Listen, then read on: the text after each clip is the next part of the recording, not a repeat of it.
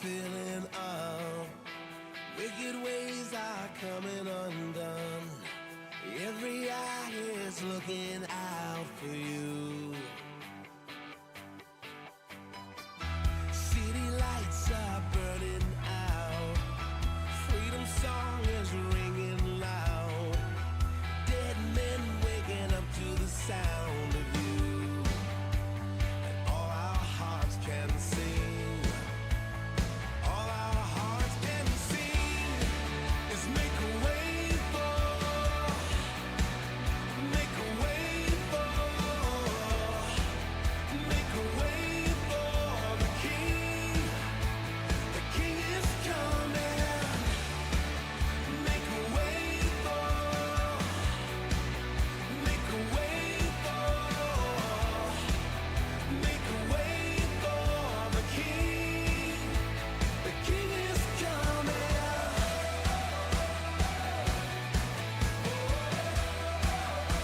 The King is coming.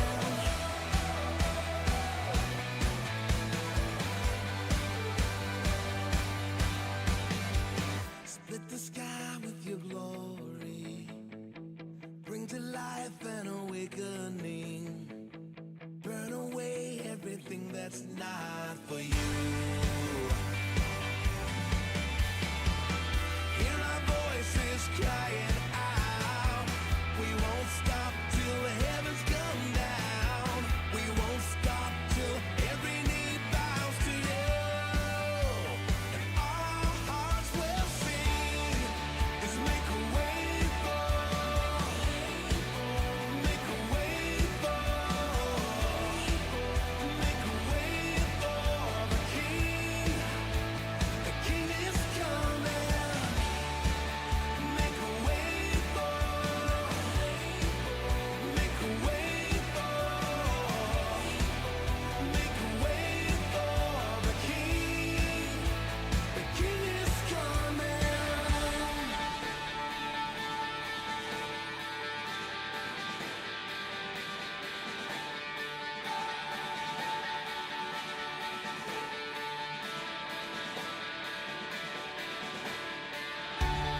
Open up the doors.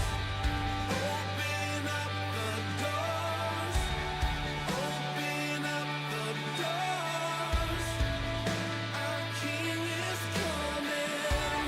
Open up the doors. Open up the doors. Lift your eyes to see. Our King is coming. Make a way for, make a way for, make a way for the King. Our King is coming. Make a way for, make a way for, make a way for the King. Our King is coming. Our King is coming. Our King is coming.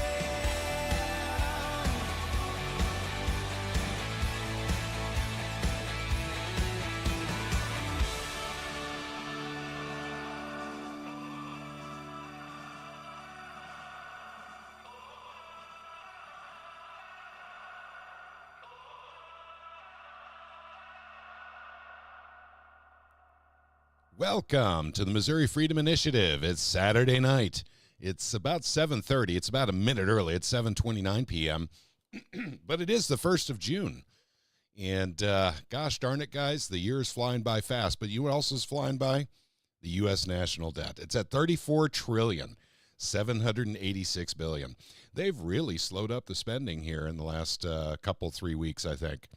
But I think it's important for all of us to know this and to keep weekly tabs on this, because sometimes they slip it up $100 billion overnight. So, and we've seen that on more than one occasion. So I'd like to welcome you all here, and I'm going to undeafen myself here We got the crew here. We've got Gretchen Garrity. We've got Voodoo Queen. We've got Spencer with us. We also have Shane with us. And we may have Catherine Dreyer with us here in a little while. She was popping in and out, but may have had some connection problems. But also, welcome to any platform you're watching us on. To those of you watching us in Rumble, thank you very much for joining us. Let us know you can hear us. Give us a 5x5 or your favorite gun caliber, your choice. And on YouTube, we already have Grant checking in, so hopefully he's hearing us okay. And let's see. On Odysee, we have 4 watching us on Odysee. Let's see. And then we have Sheraton Farmer giving us a 5x5. Thank you very much, Sheraton. And Sheraton, I just bumped into at the 10th Amendment Center on one of their live streams earlier this week. So it's good to talk to him again. I did not make the last Travis meeting, gang, and so at any rate, hopefully everything's going okay over there. And I'm not gonna have a very long monologue tonight because I'm gonna give the floor to Gretchen here in a little bit because we're gonna talk a little bit about censorship tonight. Those of you who got my email that went out this morning, it was kind of a different flavor. I was feeling very different this morning, and it's really truly a bad thing that happened in America here in literally this last week with what happened with Trump. And I'm not a big Trump fan. Most of you who know me really well know that I would prefer Trump over Biden, but Trump is not my favorite either, though. But I'd much rather have him in than Biden.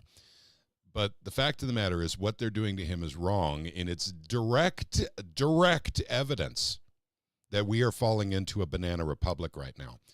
All the ingredients are there. Political persecution, of one political party against another. That is definitely part of a banana republic. Censorship is a very, very important part of a banana republic. And we have all this going on in spades. So what are we doing as Americans to actually shut this down?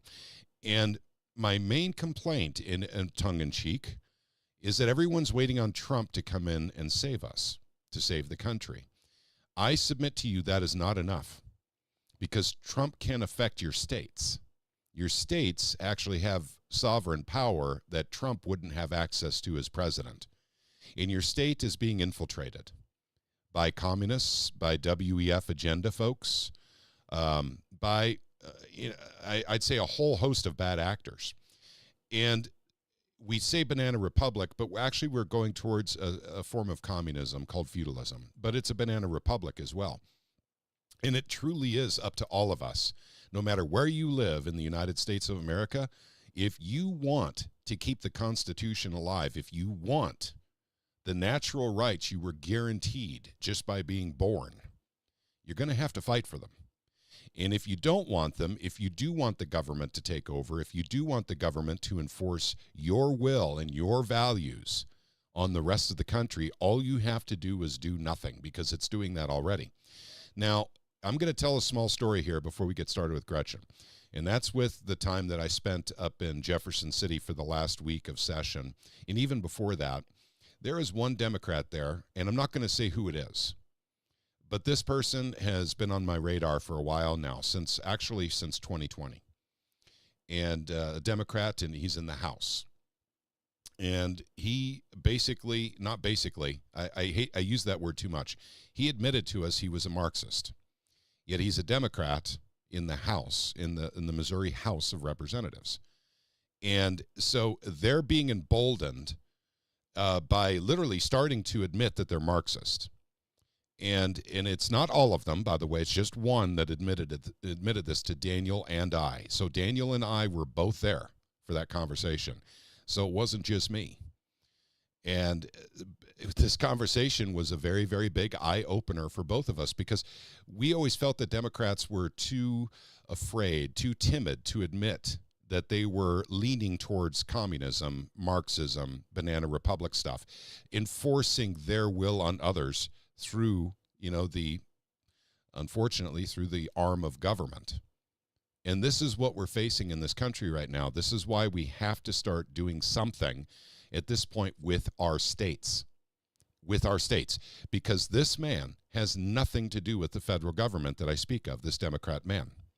He has nothing to do with the federal government, and yet he has power in the Missouri House. And it's something that I think many people don't think about, certainly not on a regular basis anyway. But the communists are infiltrating everywhere. And by communist is a general term, by the way. I'm not saying that he's a card-carrying, communist. He's actually part of that party. But he subscribes to the ideology that belongs to Marxism. Now, I understand that Marxism ultimately goes to no government. I get that. But the fact is, it never, ever, ever, ever ends up that way. Well, that's because we haven't tried communism the right way. That's why we haven't had true Marxism. Doesn't matter, gang. Every single government tends towards total, complete tyranny. And then they get torn down and new ones get put up, and then those tend towards tyranny eventually. So the fundamental basis of us being Americans is, first of all, we were given freedom. We were definitely given freedom with our founding documents, with our type of representation. Pardon me, gang. But we're going to have to work for it. We happen to land in that particular point in time where we're going to have to fight for our freedoms. And so it's incumbent upon all of us now. This is the point where you're going to have to give up something. You're going to have to give up your TV time, some of your internet time, God forbid, even maybe some of your family time, to literally start paying attention, to actually start embracing the work that is necessary to keep the freedoms alive for not just you, but for your posterity, for your kids and for your grandkids. God forbid, we don't want any of our kids and grandkids in this fight. And this isn't a fight in the conventional sense. This is a legislative battle that we've been fighting. And in order to get the legislative battles, in any way that we would consider fair, we do have to have good people in office. That's where the primaries come in, the primaries in the general election. So we're going to talk more about that tonight, but the unfortunate thing is we're, unfortunately going through censorship again. And Gretchen Garrity has a blog. I've talked about it. In fact, she's linked down below. She's partnered with the Missouri Freedom Initiative. We're partnered with her. She has the Right to Win Ozarks blog. And she puts in a lot of stuff having to do with local schools, local libraries, but a lot of state stuff as well. And with her blog, she's recently been censored, literally by the people that host the space for the blog. So without further ado, let's bring Gretchen on to talk about this and what happened to her. Gretchen, welcome. Hi. Thanks, Patrick. Thanks for having me on. Yep. Want me to just get into it? Yep, just go ahead and let us know what happened. Okay, well, I always attend our monthly library board of trustee meetings because here in Christian County, we've been having an issue with activist librarians who've seeded pornographic, vulgar, sexually explicit, age-inappropriate books all within the children's section and the teen section of the library. So local mom got involved, and we came upon her group, and we've got involved in it too. And so for 18 months now, we've been trying to get these books relocated. We're not trying to ban them. We aren't censors. We were trying to get them located out of the children's section of the library. So anyway, I wrote an article that talked about how there's been a change in the last 18 months because we've been on them like white on rice.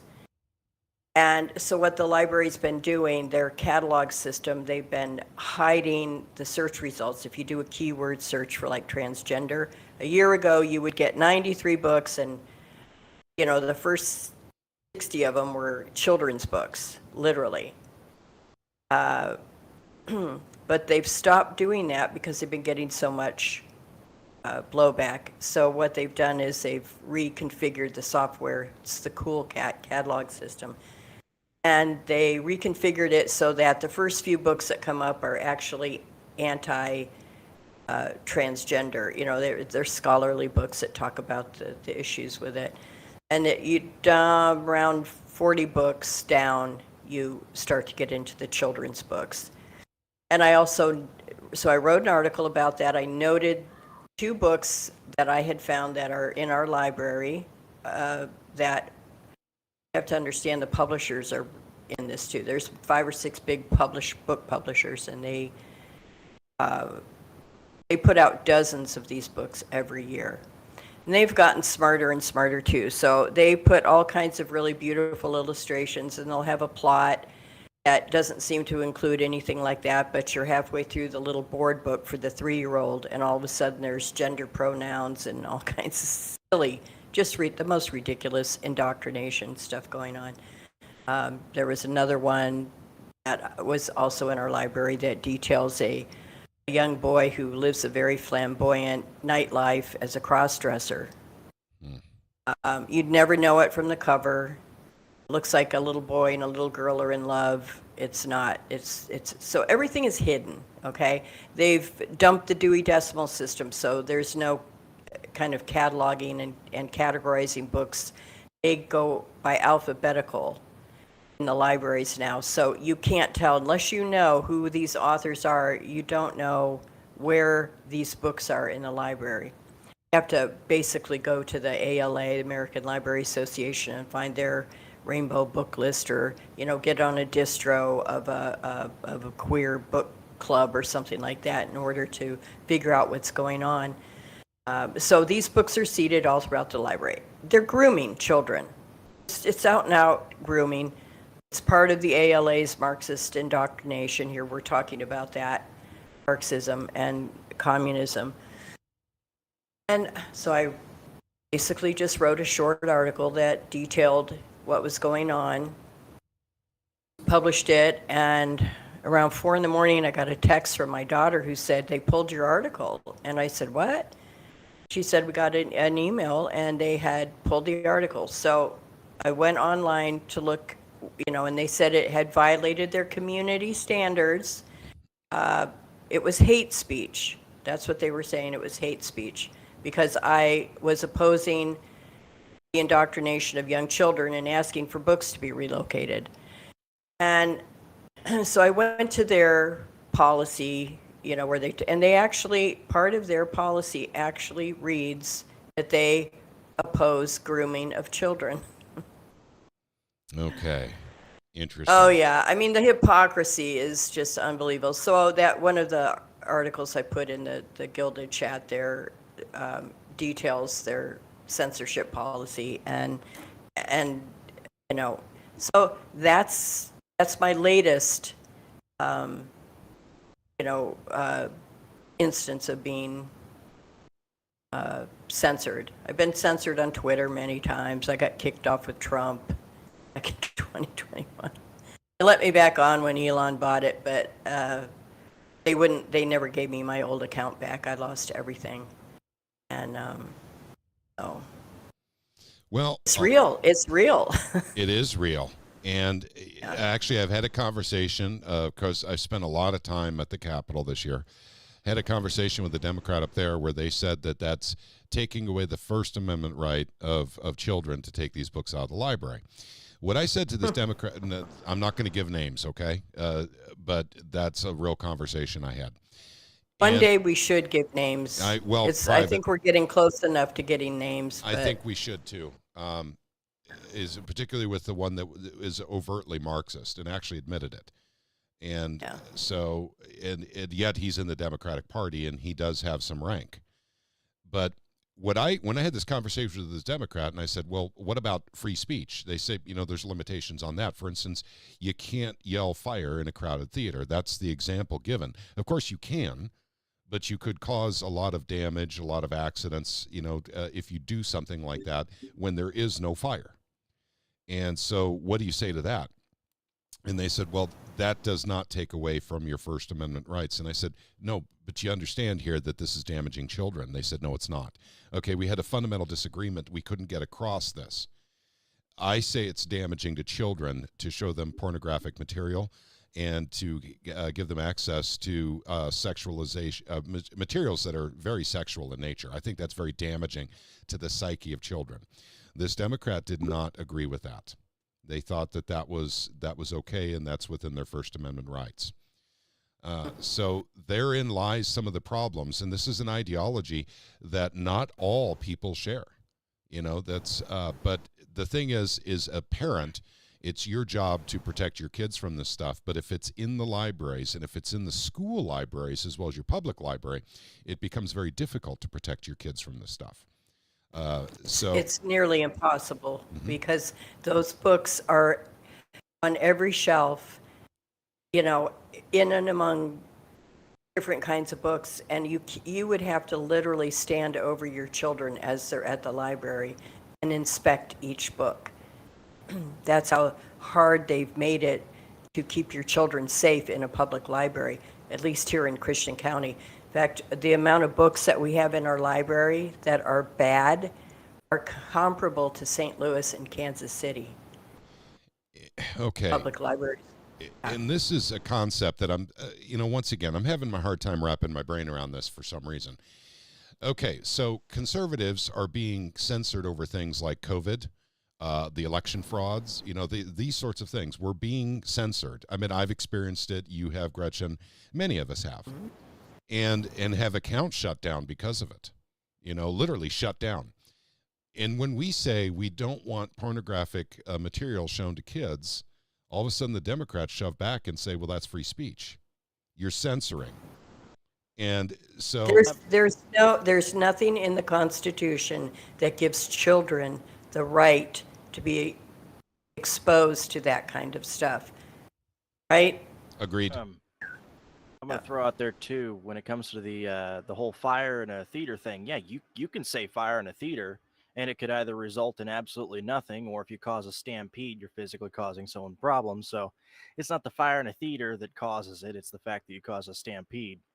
That being said, trying to keep books like that out of a publicly funded library is not a violation of the Constitution, because you're not banning the book. Right. You're keeping it from being in a publicly funded facility. Well, in this case, I think what Gretchen's you can talking buy it about on Amazon all day. Yeah, what Gretchen's talking about is a separate section of the library that says something like you have to be 18 years old or be accompanied by an adult to go in there. Is that what you're saying? Right. Gretchen? It should. Yes. Just what we're saying is just relocate these out of the children's section so innocent children don't come to them. If you're a parent and you want your kid to learn all about that stuff, that's your business. But you go to the adult section or wherever. If they would bring back the Dewey Decimal System, this would solve a lot of it. But they've they've abandoned that because it allows them to indoctrinate in the way they want to. So otherwise, you could categorize and you would know what section of the library where all this stuff was. But no. Yeah, it's And really, then they claim that we're the one who are banning, we're the one who are censoring, no, we're not doing that. Children do not have a right to be exposed to that stuff. Grant says if you're getting a kid pornographic material, that is officially sexual abuse. I agree with that, It Grant. actually is. And I believe there's Legally speaking, it is. precedence. Yeah, the precedence is everywhere for that. So Yeah, but you can't get local prosecutors or sheriffs to do a damn thing about it. They won't do it. So it's up to the people, the individuals, to protect their own children, which means large amounts of parents don't take their kids to the libraries anymore. Yep. So Patrick. yeah, go ahead. Oh, by the way, I forgot to tell everyone, Sam is with us. I'm sorry. Sam doesn't have an avatar tonight. Yeah, back on the phone line again, thanks to Gilded updating to the point where it won't run on my machine. What I was just simply going to say is that this is the same kind of porn.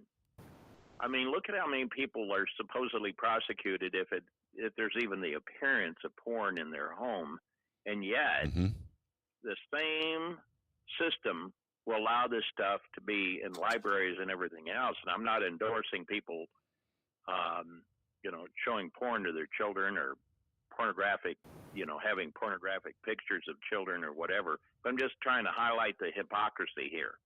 Yeah, the hypocrisy is grand in its scale. There's no doubt about it. But I'm sure what they would do is they would say, well, that's illustrations in the children's books. It's not actually pictures, that they find in people's homes on their computers. So that's probably the legal precedent they would use. It's illustration. However, the idea is exactly the same, Sam. So your point is well taken. Right, but as far as the illustrations are concerned, they have illustrations of, I mean, I don't even want to say it. I don't even want to say it. Oral sex, the whole nine, everything, and it's illustrations. Kids doing it, and the whole thing is just designed to destroy children's innocence, to destroy the family, to usher in depraved society so that it's easier to take over, Sure, the nuclear family is toxic, basically to certain aspects of our culture. They really, really don't like the nuclear family. And by the nuclear family, by the way, that's an old term, but I'm an old guy. And the nuclear family basically is mom, dad, and a boy and a girl. That's what they used to call a little boy and a little girl, the kids. That was the nuclear family. And so that's and I'm not even sure why we call it the nuclear family, but that is something that's anathema to many aspects of culture today. Now, we just went into what they call Pride Month, which is the month of June. And so we're going to see parades and celebrations of all the 79 different flavors of genders all over, the United States, possibly Canada. We'll see. But these are the people that literally want to get this stuff in front of your kids, that fight to actually do, tranny, reading hour at the library. That whole idea. I mean, why is it that trannies so desperately want to have access to these kids? Yes, and I know we're on YouTube, and I know this video will be taken down, so I'm not worried about it, by the way, gang. We've already said enough of the keywords here. This is an important discussion. We're at least live on YouTube. By the way, if you're following us on YouTube, please follow us on Rumble as well, because YouTube is getting, just like Gretchen's going through censorship right now. We're going through a form of that at YouTube, and we're not really sure what their intentions are right now, but they keep taking down our videos without giving us a strike. So, yep.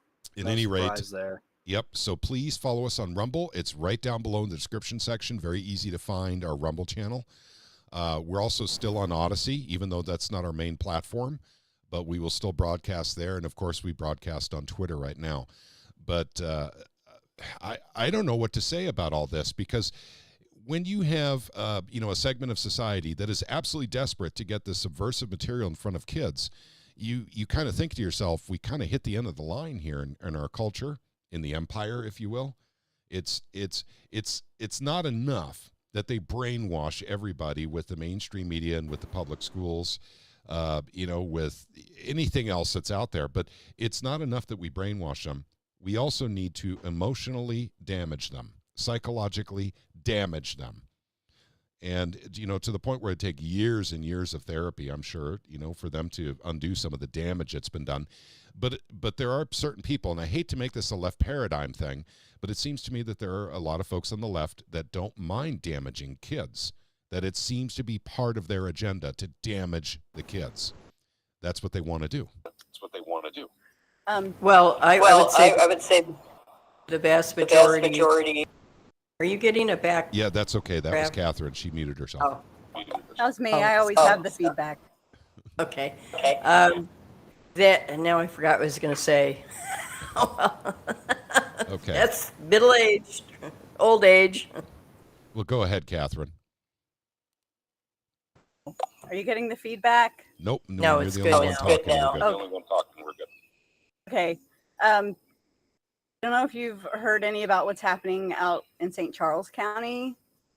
That when they had the woman who stood up against the director there because she had taken her children in, and there was a man dressed up as a woman wearing stiletto heels and fishnet stockings and working in the children's section. I don't know if you remember all of that. It's been a little while ago.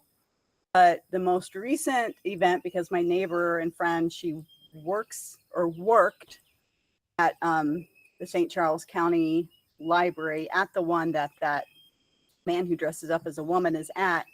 And the director has recently let a lot of employees go. She was one of them that got laid off. Now, of course, the guy that dresses in stilettos and heels, he didn't get fired. The director is uber liberal. He actually used to be a director in, I don't remember, but it was in Chicago, library systems. And so that's a huge problem. And kind of one of the things that, I don't know, maybe others would disagree. If you, everything that our tax dollars, that's stolen from us at the local level, we elect those board members, all except for our libraries. And I don't understand that. I think that's something that needs to change. Like, we should be able to elect the director and all the other board members. So anyway, that's what's happening here in St. Charles County. He's kind of, and it's, my friend can't come out and be like, oh, I know I was fired because I've said some things about it, but that's a lot of the people that are getting laid off. This is very, very common. Librarians have been trained to be activists for quite some time now, and they're given I recently did a sunshine request about how much information was coming from the ALA and the MLA to our local library, and it took me a year, $100, and an official formal complaint to the Attorney General, and I've gotten a partial bit of information. Enough of it was 182 pages of stuff from the ALA, and I did a word search on it. And out of all this, emails coming straight from the ALA, and they didn't give me all the information anyway, which I don't know, maybe I should go back and complain some more. But I did a word search for words like gender, transgender, LGBTQ, things like that, family, Christian, heterosexual. So there were 71 results with those types of words, and 60 of them were specifically to do with the LGBTQ agenda. Okay? 0 references to Christian, 0 references to heterosexual, Oh. And the 11 references were to family, and all that was a book list for all ages. It was rather benign, but like I said, the American Library Association and the Missouri Library Association, which is a chapter of the ALA, I think Secretary of State Ashcroft had written a letter a year or so ago saying he wasn't going to send any more money to the ALA because they were trying to keep great books out of the library. But you can be a member of the ALA as a staff member in the library, and I asked for, but didn't get any of the information of how much money our local library had given to the ALA in memberships and stuff, because us taxpayers are paying for those memberships. So, but somehow that information never got to us. Interesting. Yeah. Well, any way you slice it, I mean, this is a topic I think that is toxic, unfortunately, when it comes to the Democrats, and a lot of people are Democrats that are elected into local positions, for instance, libraries as well as school boards. Happens both places, and this is where we have our problem, isn't it? The public libraries and the school libraries is that not correct? And the school libraries, of course, are handled by the school board, right? Schools are doing a little bit better because I believe there's more force of law to implement, anti-porn and stuff like that. Okay. So they seem to be a little bit better, at least here on our local level. The library, however, is very adamant that they're going to keep the smut in the library for the children. You should see the graphic novel section. If you ever want to go see porn, just go to the quote-unquote young adult teen section from 12 to 17 and go into the graphic novel section. And it's just full of occult, sexual, all kinds of, it's know, and they're weeding out all the good books too. Talk about censorship. The librarians are talking about, making things new or turning a new leaf or whatever. And so they're weeding out all the classics, things like that. And my little local library here in Clever is just full of most ridiculous fiction novels, row after row after row. And it's not a place that I think anybody really would want to go and get any type of cultural experience. Very sad. It's a new library too. Yeah. And our budget went from what it was like we're up to $4 million a year now for that budget. Just for the library. We have 4 libraries in the county, and they're now wanting millions more so they can remodel one of the new buildings they bought. And you can't make this stuff up. Yeah. Well, when it rains, it pours. And I see it the same way, too. Gretchen and I share the same town and the same library. And Gretchen, I drive by that library quite a bit, and there's really very, very rare I see more than 1 car in the parking lot. Yep, 1 or 2 cars. Yep, one and or that's two about cars. it. And that's it at all times. It doesn't matter what time of day. So it's not well frequented, but at the same time, if they're carrying subversive material for kids, I think that I need to get involved in that now as well. I didn't realize that about Clever Library. Maybe we should have had a conversation about this before. But I definitely will go in and start speaking with them about that for Clever. But is Clever governed by the Christian County Library System? Mm-hmm. Okay. Oh, yeah, so, it's a branch. okay, Yeah. gotcha. So it's the same board. It's the exact same board of trustees, Okay. exact same executive director. And our little library system, Sparta and Clever are very, very small branch libraries. And then there's Ozark, which is a nice sized library. And they just moved into the Nixa one a few years ago, I guess. But they have 60 employees in the library system. 60. Yep. Well, I'll tell you what, Julie has commented quite a bit here, but the one that's relevant to our conversation right now I'm going to bring up, and the others I'll bring up a little bit later. She goes, love Gretchen. I, too, went through my MCPL library and cited a list of BLM and transgender children's books and sent a letter to about 20 politicians and organizations about 2 years ago. So she's been on this for quite some time now. And Julie, God bless you. Yeah, I hate to ask you this, but did you get any responses from these politicians? Have they done anything?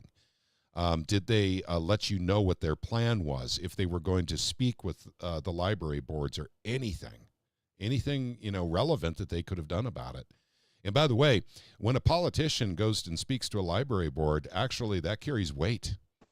That really, truly carries weight. So asking, like for instance, my rep is Bob Titus. So I'm going to have to talk with Bob and ask him to talk to the library, basically the library board, about the material they're carrying in the library. I don't know if Bob's gotten involved. This is a conversation I've not had with Bob. And unfortunately, when He's not very involved. He did go to a library event that was a Brave Book event that we held. Okay. Did attend that. It was very nice, but I would say Representative Jamie Gregg has been more involved.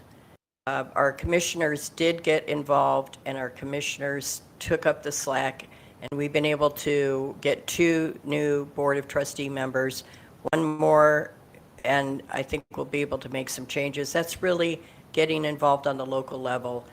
People have to get involved, because the only way that we're going to have any I think any success in relocating these books out of the children's section is to flip that board.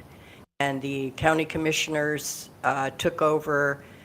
They stopped rubber stamping the appointees from the library, and they took over the vetting process. And so it's going very good for us, but 18 months and we're still counting, so.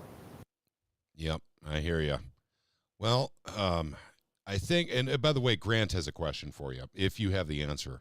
Why is Ashcroft not keeping these libraries in check? Because Secretary of State does have some say in this matter, doesn't he? Or she? Well, he is over the state library system. And Robin Westfall, she probably reports to him, I would say, if there is that kind of relationship there. She's the state librarian. And she works very closely with the Missouri Library Association, which is very woke and very anti-banning books. Also, very much, they're a chapter of the American Library Association. So I've written a few articles way back in the last year that show that there's really not the will on the part of the Secretary of State to do anything to upset the apple cart. And he put out a rule that didn't have the force of law, that you couldn't put those kinds of books in there, or he wouldn't give you any state funds, which most of the libraries don't get much state funding anyway. They're funded mostly by the local taxpayers. And so it was, it had no teeth in it. And I listened to an NPR interview with one of the librarians, and they basically were laughing. They said, we haven't made one change because we don't have any porn in the libraries. There's no vulgar books in the children's section. It's complete moral idiocy, I would say. The little librarian with the bun in her hair and her glasses, long gone. We've got woke, individuals running everything, even in a rural county here. Well, for what it's worth, these stories have been going on for a couple of years now, and they are across all 50 states. There's a lot of parents that are getting upset with this material being accessible to minors. And the weird part is, it's a microcosm of what we're doing, here in Missouri. What the people want, they can't get. Their politicians won't give it to them, even though it's constitutional. For instance, silver and gold.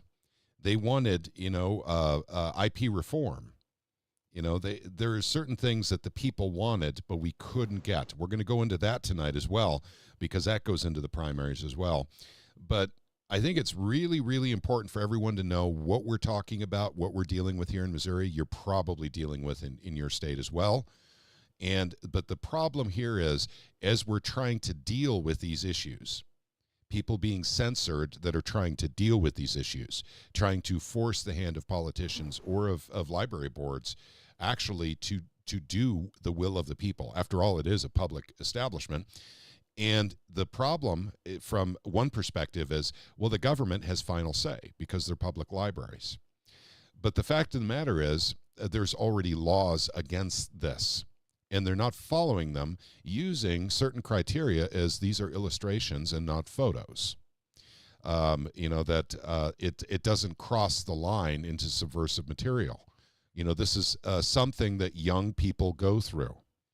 It's relevant to young people in today's culture. These are literally the excuses they'll use to literally say, well, it may be illegal, but why is it illegal? And just keep it in the library while everyone's scratching their heads going, why isn't anyone doing anything about this? While the people are censored, like Gretchen, who are trying to deal with this, the parents are dismissed that are trying to deal with this. And I don't know. And then we have Ashcroft, who Catherine writes, Ashcroft is milquetoast. He has no spine. He is not dealing with this issue, and he wants to be your governor. And he doesn't even have the spine to literally help protect the innocence of children in the state of Missouri. So this, He does. He brags and says he does, but doesn't. Politicians say a lot of things.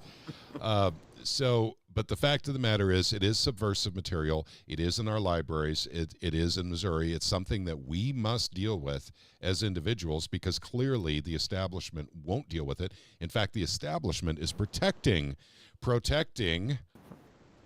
the right to maintain this subversive material within the public libraries and the school libraries. So, but once again, I'm not an expert on this, guys. I've been fighting other battles, so I'm very grateful that Gretchen is lending her expertise. She's been working with the libraries here in Christian County for well over a year now, and Just about a year. Just Okay. about a year now. Yeah. and so, Oh. I hate to throw in a comparison here, but how would you compare Christian County libraries to maybe Greene County libraries, which would be the Springfield area? Well, I don't know. I can't say, but as I said, one of the gals in the group down here had done a catalog search from all these libraries, and Springfield, from what I understand, did not have the amount of books that we have in Christian County. So, like she said, we are comparable with Kansas City or St. Louis, the amount of books that are inappropriate for children and that violate parental rights, really, because parents should have the right to do this. So, and we are being suppressed. Yep. We go to these meetings and you get 3 minutes, and the 3 minutes start when you stand up to go to the thing, and the minute the little timer goes off, you're next. It's just crazy. So we're suppressing that.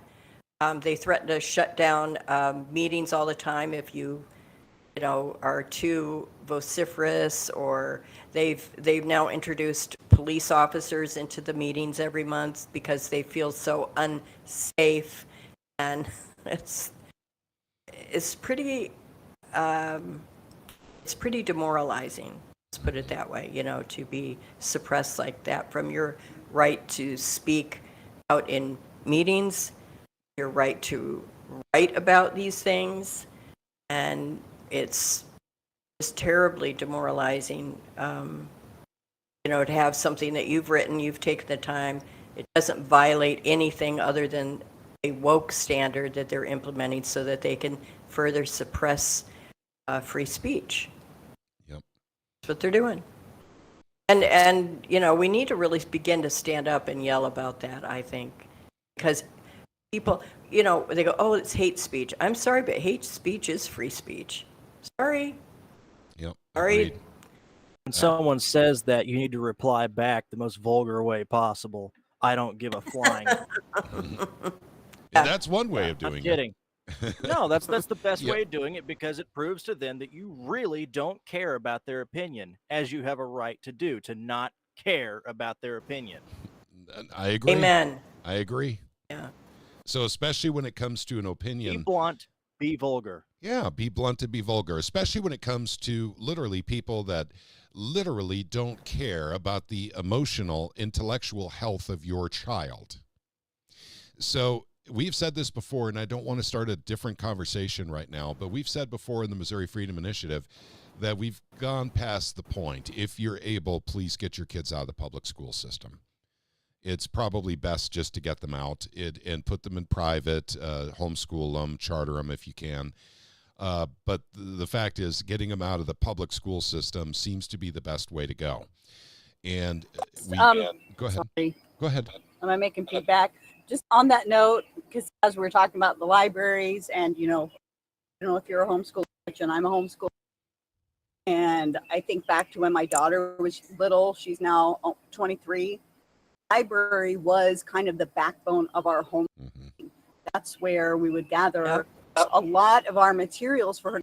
That's how she taught herself to become an artist and went off to art school. I can only draw stick figures. And so as you're talking about even pulling kids out of public school, now we can't even take them to the libraries to, look up, to get books on U.S. history or different people in history, or even just art.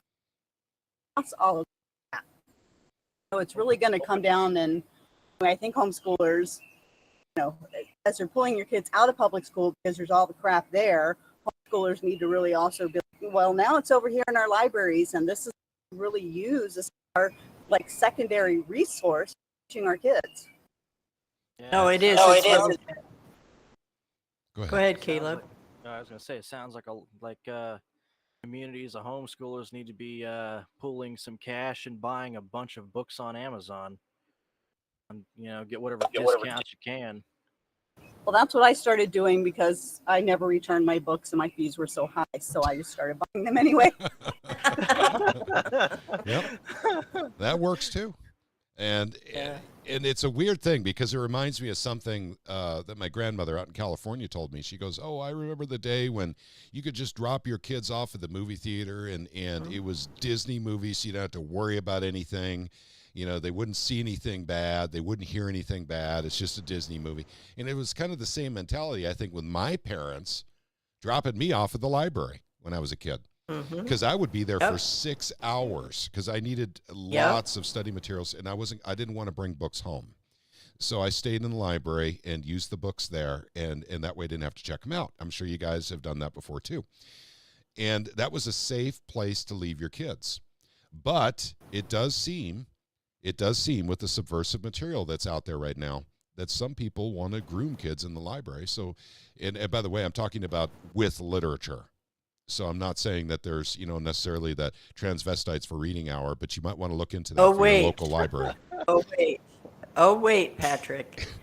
So the library has turned into a way stop, a wayfaring way for all kinds of people, homeless, drug addicted. Oh. They have big banks of computers, and they have all kinds of resources. And so you get all kinds of people sitting in the library all day, hanging out in places they shouldn't. In fact, the handbook in our local library actually states that if you don't have a child in the library and they notice that you're, hanging out there, they can make you leave the children's section of the library. So they know it's a problem.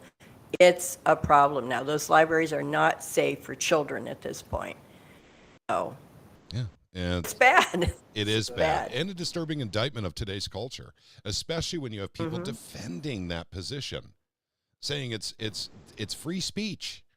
Basically, we're talking about First Amendment rights of the kids. First Amendment rights, actually, this is the core response we should be giving. And I'm not doing a right-left paradigm thing here. I'm doing a common sense parent thing. I am a parent, by the way. And the fact of the matter is, when my daughter was 5, she was fine with ice cream for every meal. Isn't that her First Amendment right to be able to tell me that and for me to actually do that for her? Ice cream for every meal. Because every 5-year-old wants ice cream for every meal, right? They don't necessarily know what's best for them. And that's why we as parents have to do what we have to do to protect our kids, to show them, to teach them. But when society is not necessarily the best way of putting it, but when government is going against you on your values for your kids, and they can push that on you, and we're not even going to get into SB 727 here tonight because that was a big one having to do with this very issue, as far as I'm concerned, in many ways. But the fact is, when the government is fighting you, you ought to know the government is trying to take over the parental, rights of you as a parent. They want those. They want to take those from you, absorb it into the government, and make government mom and dad to these kids. And this is something that we all need to fight. We all need to recognize what it is. And it happens on many levels. It's not just on subversive material. It's on other things too. But for instance, many states have the ability for a 12-year-old to get an abortion without seeking, guidance from their own parents. You guys know what I'm talking about. I mean, they're trying to become mom and dad, but gosh darn it, maybe it's because we have subversive material in the libraries that 12-year-old ended up, pregnant. I don't know. I mean, I'm just throwing that out there as a possibility. But I think this is very, very, very important, that one of the aspects of things we deal with here in the state of Missouri when it comes to primaries and who has or has not talked or tried to deal with this issue. And Catherine put up a quote, Ashcroft is milquetoast. He has no spine. Ashcroft didn't deal with this. He paid lip service to it. I think most of us know this, but he didn't actually do anything about it. Am I correct in this? Absolutely. Okay. He threatened to take the money away. He got everybody up in a tizzy. And then at the very next month, in their meeting notes, the Deputy Secretary of State, was talking, about how all this it's all basically a moot point at this point, that no monies are going to be withheld, and the Secretary of State agrees that they should be able to get their money and everything. You just have to go and dig around and look at their minutes and do stuff like I wrote about it. I don't know. I wrote so many articles about the library. It's but we're winning. We are winning, even though the censorship is going on and all that kind of stuff. Mm-hmm. They censor because they're weak. Mm-hmm. Okay, they're doing it because they don't have the truth and they don't have an argument. And so I know we're winning. It's just torturous because it's just common sense to not give these things to kids, but no. Yep. To you and me, it's common sense. And oddly enough, to others, and this is what I'm talking about with primaries, to others, it is not common sense. It's common sense to them to give this subversive material to kids, oddly enough. That's the weird part to all this. The values that are so different between, two, let's just say the right and the left. And that's not necessarily true of all of the left or all of the right, but I think it's the majority. The majority of the right do not want subversive material easily accessible to kids in public libraries and school libraries. Whereas, the left, not all of them, but the majority of them, want kids to have access to this material. It's a very distinct difference, a very, very fine line, with, basically that everyone has the ability to literally identify. This is something that should be a make or break situation for a lot of people when it comes to primaries.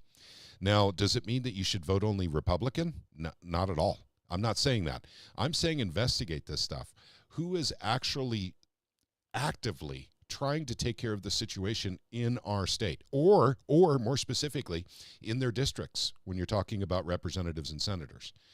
Now, one thing I know, Bill Eigel did get involved in his district, and I think that's close to where you're at, Catherine. I think he actually spoke to a library. I'm not sure it went so well for him, but he did speak to him, and apparently they just disagreed with him. But he did take the time to go and speak to this library board. And very few politicians, I think, we can actually assign that level of responsibility to. So kudos to Senator Eigel for actually trying to make a difference. But at the same time, Secretary of State really needed to back him up, I think. And I don't think we saw that. Mm-hmm. And that would be John Ashcroft.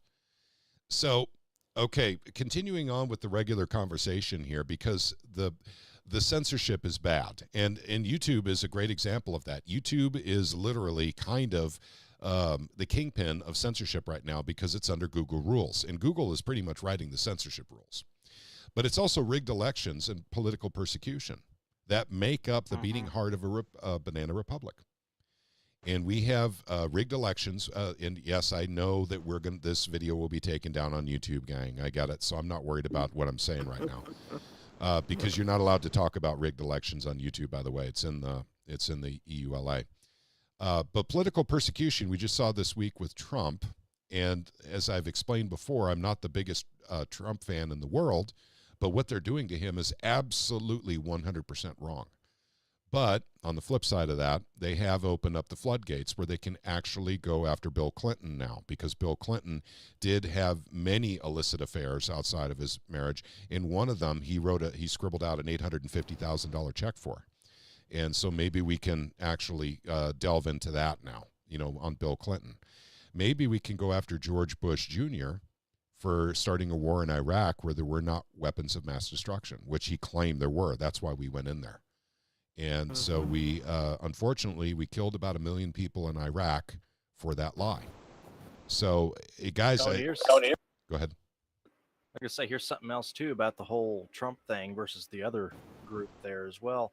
Like, throw a little the moral side of it out for a second. When was the last time entering a private agreement with somebody through a contract was considered a criminal offense? Never. I mean, that's what that was. It was a non-disclosure agreement versus Clinton. Yep. And the others who actively, either verbally or physically assaulted these people, and then I know, and they then get their we're paid out- $850,000 nothing. checks. They go in front of the press. They show the check. You know, This one entered into a private agreement after things were said and done and agreed upon. The other one's physically assaulted yeah, somebody. raped. So we can say that. Yeah. Okay, so a point well taken. I mean, the political persecution is going on right now, and it's a one-way street because, you know, the courts are generally stacked, and the Missouri courts the same way, stacked with left-leaning folks, and that's really unfortunate. I'm not sure how that happens, but the majority of attorneys tend to be, you know, leftists. I don't know. And once again, not turning this into a right-left thing, gang. It's just the easiest way to describe it right now. I would argue it's more of a centralist and statist mindset. You know, the authority comes from the state That's mindset correct. because they study Black's Law Dictionary rather than what would actually be constitutional law. By the way, do you know most attorneys, even a constitutional law attorney only gets about a month out of their entire law degree as constitutional classes. Your standard attorney gets about a week. It's all case law now. That's Well, the right. thing is, you have your case law, and then you have constitutional law, and then you have what would be common law, which is technically stare decisis, but it's a whole other convoluted mess there, how that functions. But it's interesting to look at these attorneys, and they don't teach them the Constitution. In fact, most of these law schools will make them dodge the 10th Amendment like a plague. You know, that's a really good point as well. And I'm not going to try and take away from that, but that actually kind of leads into the primaries. And I know that there's some folks who would say that the primaries we shouldn't even have them here. We shouldn't have them in Missouri. We should be, you know, letting the elected officials actually do the primary system, you know, away from, you know, the public and this. But we have the system we have, and let's work with it, right? But I think it's really important for folks to understand right now is a good time for you to try and find a sample ballot for your area so you can find out who's running. That way you could start investigating them. You have 2 months. You have 2 months now to investigate everyone. Oh, go ahead, Catherine. I'm sorry. I'm not trying to interrupt. I was just trying to be ready, but I realized then I forgot I caused feedback That's when okay. you're talking. So go ahead and finish, and then I'll jump in. Okay. So we've got 2 months to look into this. And I have had several people actually ask me recently if I had data on everyone who's running for office. And and that's an okay question, especially if you've not been involved in politics before. But understand this is hundreds of people across the state. And I think there's 104 state offices, you know, that are up for election or something like that. So, and then there's going to be several people per office, per election. So we're talking many hundreds of people. There's virtually no way that one person could go through them all. But I do suggest, because everyone's ballot's going to be different for everything from, you know, a county folks. Like, for instance, we have a county assessor that Retha is actually investigating everyone running for assessor right now, because the assessor we've had for 25, 30 years has been loved by the people, did a great job, always made himself available when people had questions. That's what you could say about Danny. But the fact of the matter is he is retiring. And so we want someone just as good as Danny. So my wife is looking heavily into this, has even been talking to Gretchen about it. And I applaud her, because I have not gone down that path at this point in time. I'm working on other things right now. But that's the great thing about the initiative, is you've got so many different people. There's different areas they can all work in. But find a sample ballot for your area. If you don't have a sample ballot yet, all you have to do is call up your county clerk's office, and they can provide you something. So that would be your county clerk. And so that's where you go if there's not a sample ballot available for your area yet. I have had 2 emails, just 2 emails so far, and I'm not going to say who from. They're the initiative folks, asking me my opinion on who to vote for in their, you know, elections. And I really can't do that. But I'll tell you what I will do. When I get a sample ballot, I will fill it out as I am voting. And I will be happy to show it to all of you. These are the state folks that I'm voting for. I'll fill it out for my local as well. But, you know, for instance, I'm in Missouri House District 139. And Catherine is probably in a completely different House district. So that would be meaningless to her because she can't vote for, you know, Republican or Democrat right down here in this area. But on the state side, we're going to have the same people on the ballot. So I'll be very happy to show you who I'm voting for, but I don't tell people who to vote for. But I'm very happy to share with you who I'm voting for. And I spend a lot of time up in Jeff City. So don't discount that. So we know, and so does Caleb, so does Gretchen's been up there. Catherine's been up there. We know these folks up here, up in Jeff City. We know them personally. So, and we work with them. We talk with them. And so when it comes to the state elections, I think we're all going to be of the same. I think everyone in the initiative is going to be pretty much the same that's been up to the Capitol. But I'll be very happy to show the ballot as though I'm filling it out. So the local stuff, though, is up to the individuals to find for their local area. If you need help beyond that, you know, email me. I'll let you know what I think if I know the people that are running versus the incumbent. Or if there's not an incumbent, I'll give you my best guess. Go ahead, Catherine. Okay. Yeah, so for your local election, you know, any candidate running locally, it depends on how much money they've spent. I won't get into all of that, but they might have formed a candidate committee, which you could find on Missouri Ethics Commission. Always good to see where they're getting their money from. You know, like we have a guy running for sheriff. We can't stand our current sheriff. This guy, his name is Joel Van. He is the brother of Adriana Kuhn, who ran for St. Charles, who ran for Francis Howell School, lost, but she was top notch. So anyway, just something to look at, because a lot of these people, they have no voting record. They have no, you know, so it kind of helps to look at the money. One thing, you know, of course, Kirby and I have already like started digging into this, but one thing I've started is a spreadsheet. I haven't gotten very far with it. Especially with the statewide candidates, or even your, not even just statewide, but your House and Senate candidates, who their consultant is. And you can do that by, again, going into Missouri Ethics Commission. Usually you can find whoever they're paying as their consultant if you go back to their last elections, whenever it was that they last ran. So I'm just going to, if it's all right, I'm just going to bring up some names of consultants that if you see that name, that is not somebody that you want to vote for, because they are working with very shady people and shady money. Okay. So some that I've been digging into lately, Axiom Strategies is pretty well known.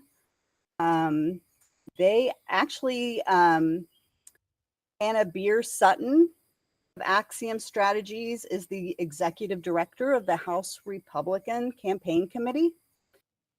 Axiom Strategies has worked with Sam Graves. They worked with my state rep, Chad Perkins. They've worked with my state senator, like they pay them. Travis Fitzwater. You'll find Axiom Strategies in a number of places. And I've heard from candidates that had to go up against another candidate that was paying Axiom Strategies, and just horror stories they had to tell, just how horrible Axiom Strategies was to them, just the kind of race that they had.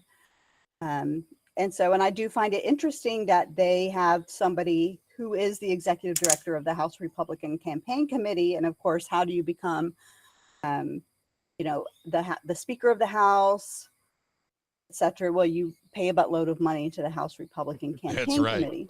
That's right. Really. So if you see Axiom Strategies, any money they've given to them, no, you know. Palm Strategic is another one. That is Jonathan Ratliff is with Palm Strategic. Now here's something interesting.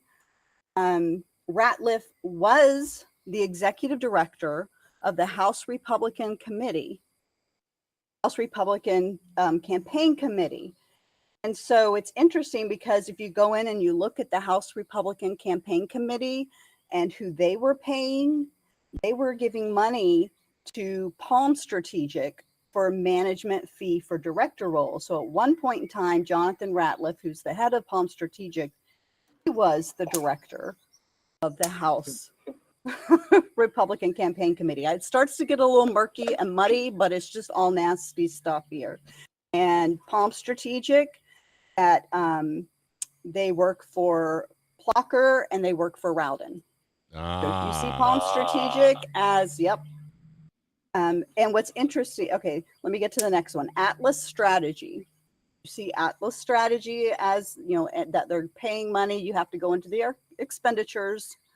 And if you see Atlas Strategy, that's another bad one. Greg Keller is the head of Atlas Strategies. You might be familiar with Greg Keller. He talks a lot of bullshit on Twitter, pisses me off a lot. He is on the board of directors for Show Me Institute, and he's Mary Elizabeth Coleman's treasurer. Which is interesting because that was Atlas Strategy, and it's Greg Keller is the director, Greg with 2 G's. But he's her treasurer, but she uses, here's another group, Lead Belt Strategies. If you see Lead Belt Strategies, run, okay? Lead Belt Strategies, their client list includes Mary Elizabeth Coleman, Koenig, Patterson, Earpo, Elijah Haar, Stefanelli, Mark Alford, and Cindy O'Laughlin. That's all I could find so far. That's Lead Belt Strategies. So if you see that your candidate is making expenditures to Lead Belt Strategies, not a good consulting firm. The last one is Grote, GRTE and Associates. That's who Lincoln Huff uses. Michael Grote not only is a consultant, political consultant, but he's also an active lobbyist here in Missouri. So there's just a few that when you're looking at some of these candidates, I would highly suggest looking at their expenditures as well as who they're taking contributions from, because often we just look at the contributions. Like Lincoln Huff has already taken $30,000 from Right Path PAC since January.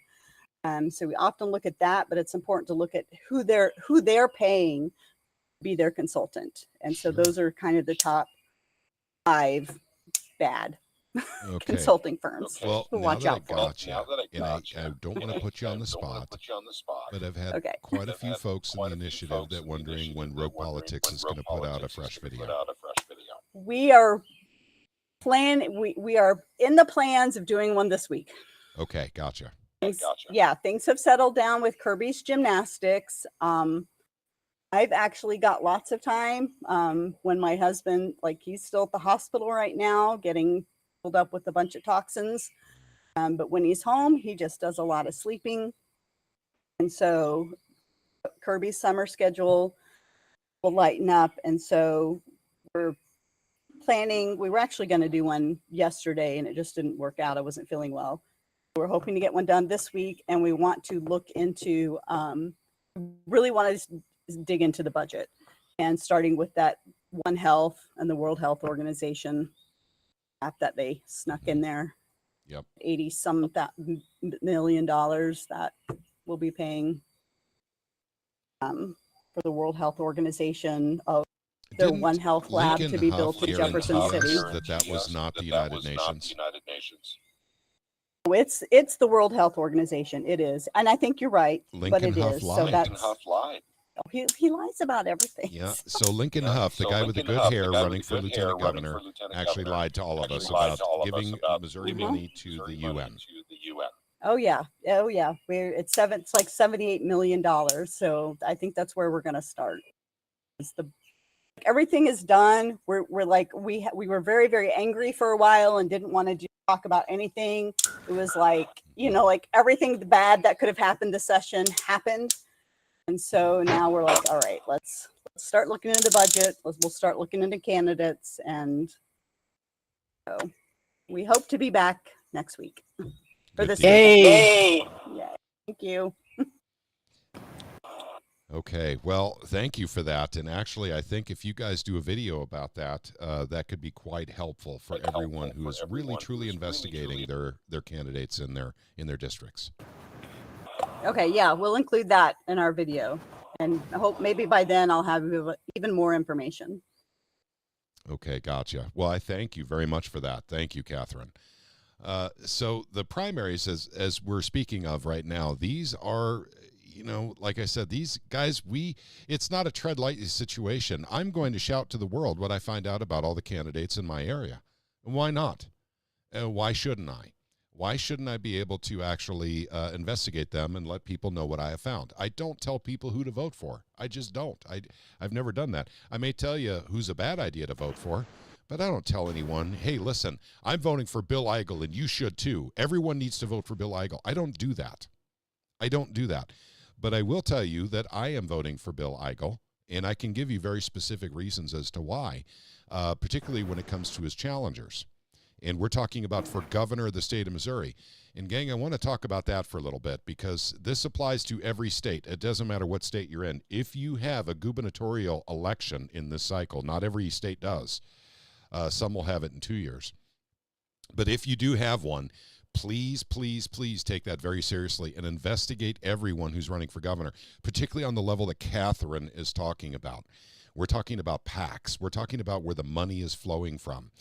One thing that I love telling people, Catherine, it's one of the things I absolutely love about Senator Eigel, is his average donation is $21. Now, if you go to John Ashcroft, who is running for governor, his average donation is $2,900 and some change. $2,938, I believe. Oh, I forgot to share. Anyway, I just happened to find this. Speaking of like money, and hang on, I got it. Remember, this is Lincoln Huff. Lincoln Huff's PAC is called Lincoln PAC. That's real easy. But on December 22nd, his PAC, and they'll always say I didn't do it. It was my PAC. Lincoln PAC donated $50,000 to American Dream PAC. That's Mike Kehoe. Oh, Kehoe. Gotcha. Yeah. So interesting that he donated $50,000 to Mike Kehoe. Yeah. Wow. So that and that's a PAC donation, so that wouldn't necessarily be a campaign contribution. And super PACs don't even have limits. No, but then that's what they do. Then he can move it. Now Mike Kehoe can do whatever he wants with it. Sure. Into his campaign committee or for fundraising, whatever. Yep. So the gubernatorial elections are important because we need governors that are willing to say no to the federal government, and we need them more than ever. Governors that are willing to veto legislation that gives away states' rights and resources to the globalist cabals and their agendas, they must be elected. Governors who are willing to refuse federal funding to restore the sovereignty of their state power are absolutely needed. It doesn't matter what state you live in, gang. You need a governor like that because we're hitting endgame scenario here real quick. And, and people say, well, people have been saying this for a long, long time. Yeah, but look, they're coming after the kids, gang. They're coming after the kids now. That's kind of the end game, is when they're actually openly going after the kids with what we were talking about with Gretchen a little while ago. The subversive material they're trying to shove in front of your kids and trying to tell you what a horrible parent you are for taking away your kids' First Amendment rights by not allowing them access to subversive material and trying to provide an argument. Go ahead, Gretchen. Oh, no. I mean, they have no shame. A lot of it is they're indoctrinated themselves. And the kind of difficult part, and Catherine would probably know about this, is parents today, the younger parents, they've been indoctrinated for a generation or so already, so they don't even see what's going on. They don't cognize it. And that's the same in schools with teachers and administrators. They're so very heavily trained and indoctrinated by all these groups. They don't see what we're seeing. Yep. And And if you do try and tell them, they get angry because, it's a sacrificial thing to homeschool your kids. So, Yeah. And sorry, my camera malfunctioned, so. Hey, no problem. No problem at all. Yep. That's a really good point you brought up there, too. Basically putting your kids on the sacrificial altar in order to actually accommodate a very small faction of our society. The people, unfortunately, that are subversive. And by the way, that's the vast minority. I'm sorry, not vast, tiny minority. Yet somehow they've accumulated a lot of power. Why, you may ask, and you may. And it's because it serves the agenda of the globalists, because the family must be broken apart for the globalist agenda. So that's why they're coming after your kids. That's why, basically they're encouraging divorce. They're anything having to do with the family unit being destroyed is music to their ears. They love it because it gets them closer to their goals of government being mommy, daddy, spouse, grandparent, brother, sister. That's government's role. They're supposed to fill all these little holes in your life, not your actual parents, not your actual brothers and sisters, not your actual kids. Everyone looks to government to be God. That's what the globalists want. So at any rate, when I was talking about Bill Eigel, his campaign donations, once again, we're not talking about PAC stuff here. We're talking actual campaign donations. Bill Eigel has an average of $21 per donation. And John Ashcroft and Mike Kehoe are up really close to $3,000 for their average single donation. So that tells you who's donating to them. These are businesses. Most people can't afford to do that. So these are businesses. So Bill Eigel is getting grassroots donations. That's not what Ashcroft and Kehoe are getting. They're not going around the state like Bill Eigel is, talking to the people, talking about, basically he hears them. He knows how frustrated they are. One thing I like that Bill Eigel said is he said we could very comfortably cut 25% of the Missouri's budget in the first year. In 99.7, I believe he said, 99.7% of the people wouldn't even feel the difference. That's how much waste there is in our budget, gang.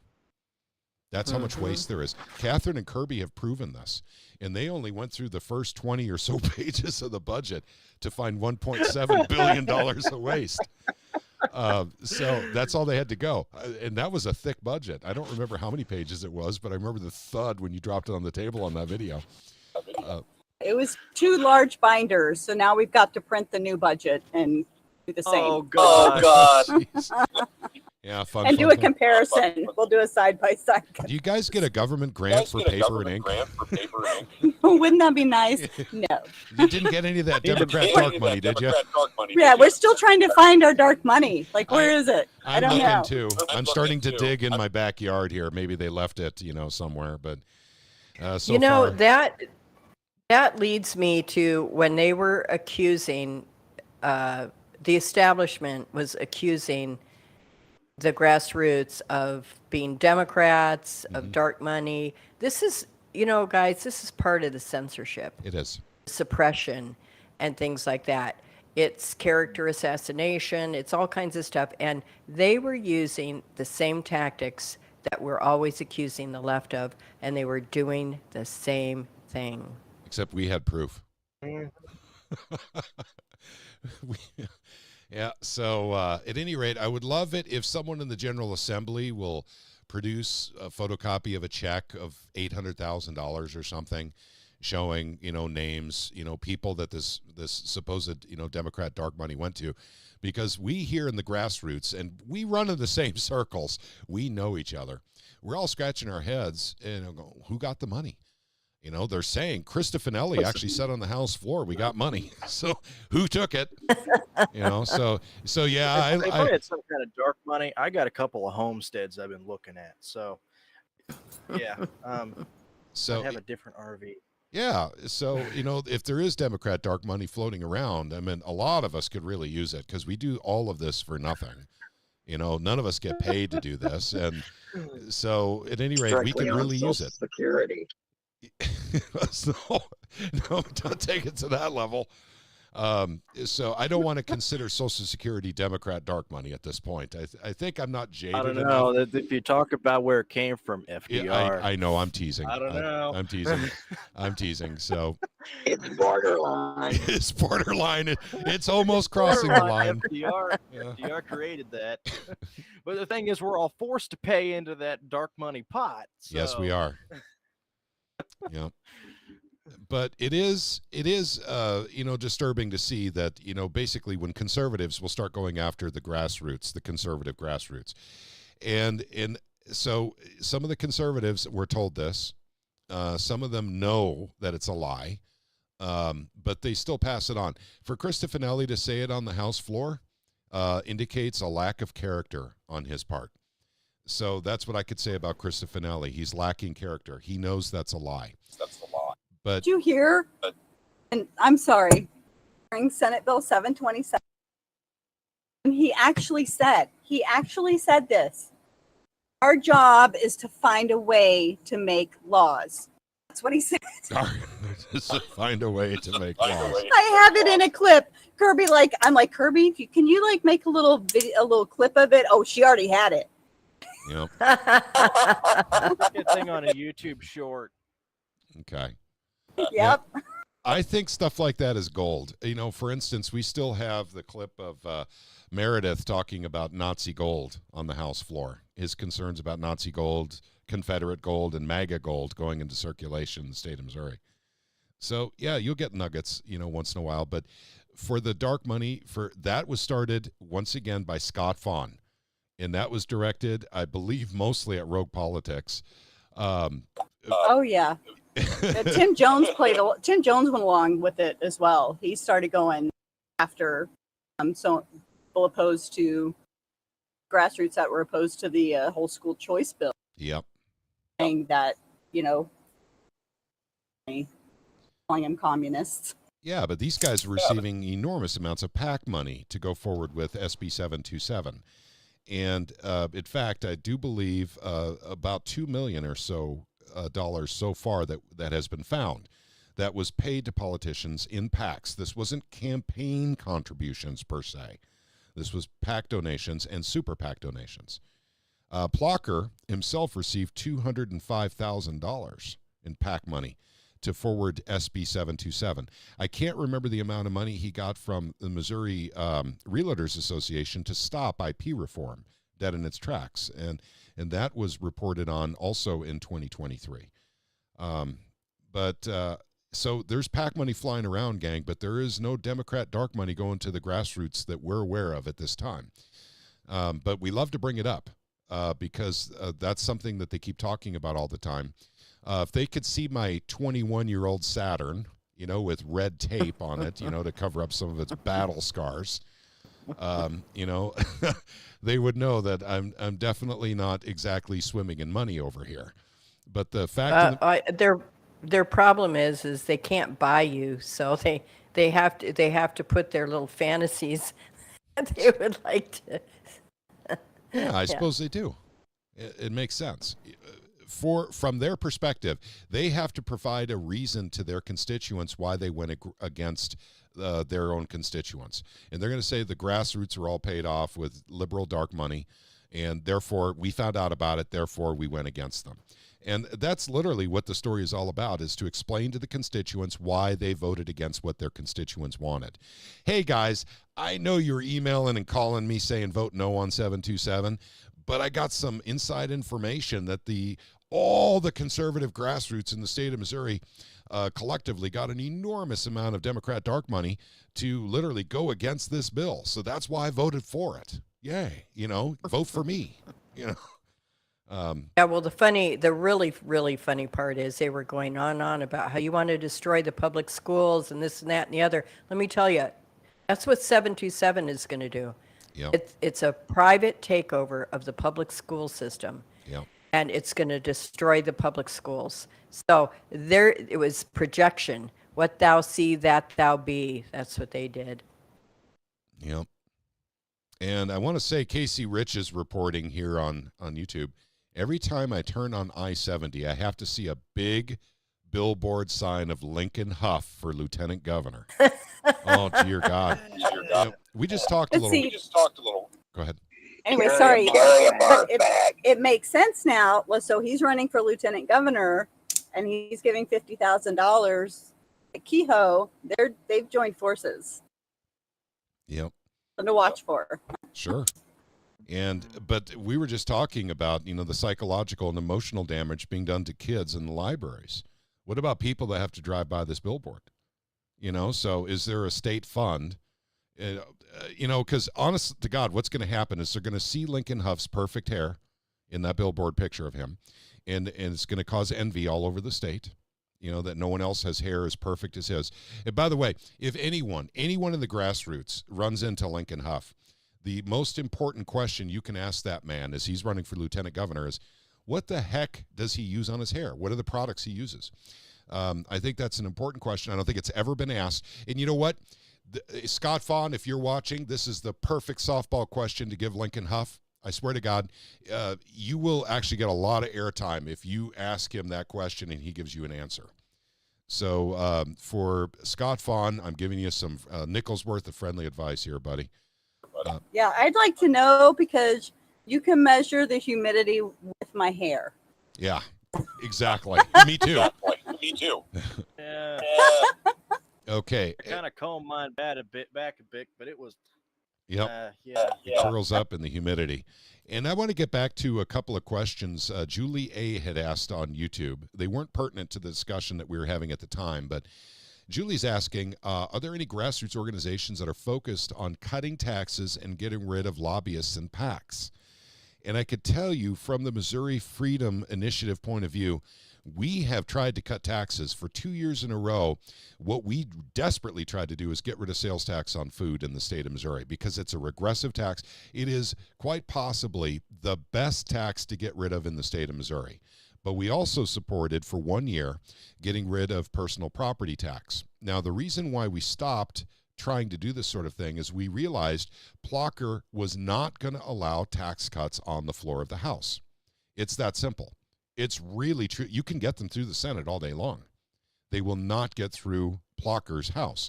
Plocker is termed out now. So next year, Patterson, we'll see. I think Patterson will be Speaker. I think they may have another election. I think I may have heard they may have another one. So at any rate, go ahead. Oh, just with the lobbyists. Yes. So Herbie and I have this idea. Want to get IP reform passed? We need to get a whole bunch in the grassroots and serious about it, or at least look really, really serious. That we go around with an initiative petition that limits the amount of money lobbyists can earn. And I bet you IP reform will get passed just like that. Yeah. Yeah. You know what? That's a really good idea. So I would think silver and gold, because that way they can be bribed in silver and gold, the politicians. It doesn't go into the PACs anymore. It's harder to trace. You would think that they'd be all up in that. And that's another story for another time. Well, actually, there's not really a story to that. It's just really ridiculous. Other states are passing us up on silver and gold legislation right and left with no grassroots support. It's wild. It's absolutely wild. But the fact of the matter is they are getting stuff passed in other states. We are now falling behind. Even blue states are getting silver and gold legislation passed. So remember now, when Plocker's running to be your Secretary of State, not to mention the 4 scandals he was involved in, the fact he's being sued right now, even by state employees for violating the Whistleblower Act, he won't let tax cuts on the floor, but he also won't let silver and gold on the floor. And he wants to be your Secretary of State. So keep that in mind, folks. So I don't tell anyone who to vote for, but I also let them know, about the bad folks running for office too. So it depends on how corrupt you want Missouri to be. For instance, maybe we should have some fun with this gang later on and put together a ballot for the most corrupt state of Missouri possible. And so, I know exactly who you need to vote for to make it happen too. Depends on how corrupt you want Missouri to be. So, but I'm sorry, I'm joking, tongue-in-cheek stuff. But we're here to actually keep our state free. So that's why we pay attention to this stuff. We know the people up in Jefferson City that are running for office. So, and you could benefit from that knowledge, basically by watching our live streams and stuff of that nature. But because I've already had 2 email requests for help with voting, I will provide a sample ballot. My lovely wife, Retha, has looked and found that there are no sample ballots available yet. So therefore, contact your county clerk's office and ask what they have whipped together so far for everyone. Because, by the way, you can't register anymore. Anyone who has registered has already done so, and I believe the cutoff date was March 26th. So your county clerk knows everyone within the county that's actually running, so that you would be voting at in your voting district at your polling place. Okay, let's see. Julie wanted to say, yes, Catherine and Kirby did a great job going through last year's budget. And they absolutely did. They actually made it fun. So I encourage them to do that again. That's an enormously fun. They did it in 2 podcasts. I believe it's 2 one-hour podcasts to go through the first 20 or 30 pages of the budget, where they found $1.7 billion of waste. So, and that was a tiny fraction of the budget, gang. So it doesn't surprise me that Bill Eigel says we could cut 25% of the budget and 99.7% of the people wouldn't even know. Okay. I mean, it's like when the federal government shuts down, nobody notices. Yeah, pretty much. I mean, not only that, but there's a lot of open positions in government jobs where they're getting the money is going to that department and it gets spent, but they don't have anyone in those positions. So they reallocate the funds from labor, basically to office supplies, or from labor to whatever. Slush funds. Slush fund. That's right. Okay. So Maria is asking on YouTube, I meant to ask, what IP reform do we want them to pass? It doesn't matter. They didn't get any of them done in the legislature, so we will not have any IP reform, actual, I don't know what you want to put it, anything to vote on in the ballot to amend the way we change the Constitution. And that was a major failing on Mary Elizabeth Coleman's part. Now, there's other players here, but people ask me all the time, if you were up there and if you saw this, who do we point the finger at? Squarely at Mary Elizabeth Coleman, unfortunately. There are other players, but she's the main player. And she also wants to be Secretary of State, and she destroyed the opportunity we had to actually have a really, really, and it wasn't IP reform. It was more like concurrent majority ratification reform is probably the best way of putting it, because we're not affecting the signature side of IP, of the IP initiative process. So therefore, it's only on the vote side. So that's ratification reform. That's what we refer to it as. So there's nothing to vote on. Sorry about that, Maria. We all tried. The grassroots came together and tried to get that done again. It's been 3 years in a row now. 3 years in a row, the Missouri Freedom Initiative has been very deeply involved in ratification reform. But with the players that we had up in Jeff City, so for instance, Plocker, I'm not going to say Plocker stopped this, but he did play a role in it. But Mary Elizabeth Coleman is the one who actually threw the baby out with the bathwater. She's responsible, and she wants to be Secretary of State. She would be over the IP reform process if she were Secretary of State, and she destroyed us trying to get it done. So, okay. Did you want to say something, Caleb? That's an unironic way to say that when it comes to one of the reasons we were trying to get. Well, IP that's reform. because of the abortion initiative. So at any rate, that's why I threw it in there. Throw the baby out with the bathwater. Yep. That's terrible. Yep. So, and all joking aside, Mary Elizabeth Coleman, as well as Dean Plocker, are both going for Secretary of State, and they both have an enormous amount of baggage coming with them. Side note. Yeah. Did you see that that Plocker is getting sued by the one she fired? Mm-hmm. Yeah. He fired. Yep. So a little bit uncomfortable for Plocker. I'm sure he didn't want that to go public, but that's because he violated the Whistleblower Act. So he went after the people that were actually reporting on him. And so he Meaning the threatened their courts have to do jobs. is Go do ahead. discovery now, and that bypasses that ethics committee. That's correct. So not to mention he put together the ethics committee. So, you know, that's another thing we're going to be talking about. I'm going to actually put together a live stream, but it's going to be after the election is over. And the reason, and I'm talking about the November elections, because what we have to do in Missouri is we have to start healing from the damage we've gotten from Plocker being Speaker of the House. We must have new House rules that basically give power back to the representatives, taking it away from the Speaker of the House. And that's another live stream that we will be doing. That's a very important one. And actually, I'll deal with, or I'll reach out to a couple of friends of mine that have some very, very good examples of what could be House rules in the state of Missouri, and we'll put them on our website. So we can actually start talking to these people right after they're elected. We can start telling them, hey, listen, the last 2 years, the Plocker years, were an absolute legislative disaster for the state of Missouri. And Plocker's blaming everyone but himself, of course. You know, that's the way he operates. But in order to mitigate that, let's go ahead and take away a lot of the power from the speakership that has been taken away in the last 20 years, giving it back to the actual representatives. And let's make sure that they're not under any pressure to keep power with the speaker, like Plocker did, with promises, all kinds of empty promises, I'm sure. And in fact, I know they're empty promises because legislatively it was a train wreck for the last 2 years. Go ahead, Caleb. I would say that's going to be a challenge getting that by Patterson. Yep, but it has to be done. But that's the thing. If the House members don't know or don't understand, and by the way, there's nothing wrong with someone going into the House and not understanding what the rules are for the House. That is normal. That is normal. They find out the rules after they're elected. So they really don't know. They could find out if they wanted to. They could read H.R. 11 and then find out what the current House rules were under Plocker. It will be a different H.R. number or House resolution number in 2025.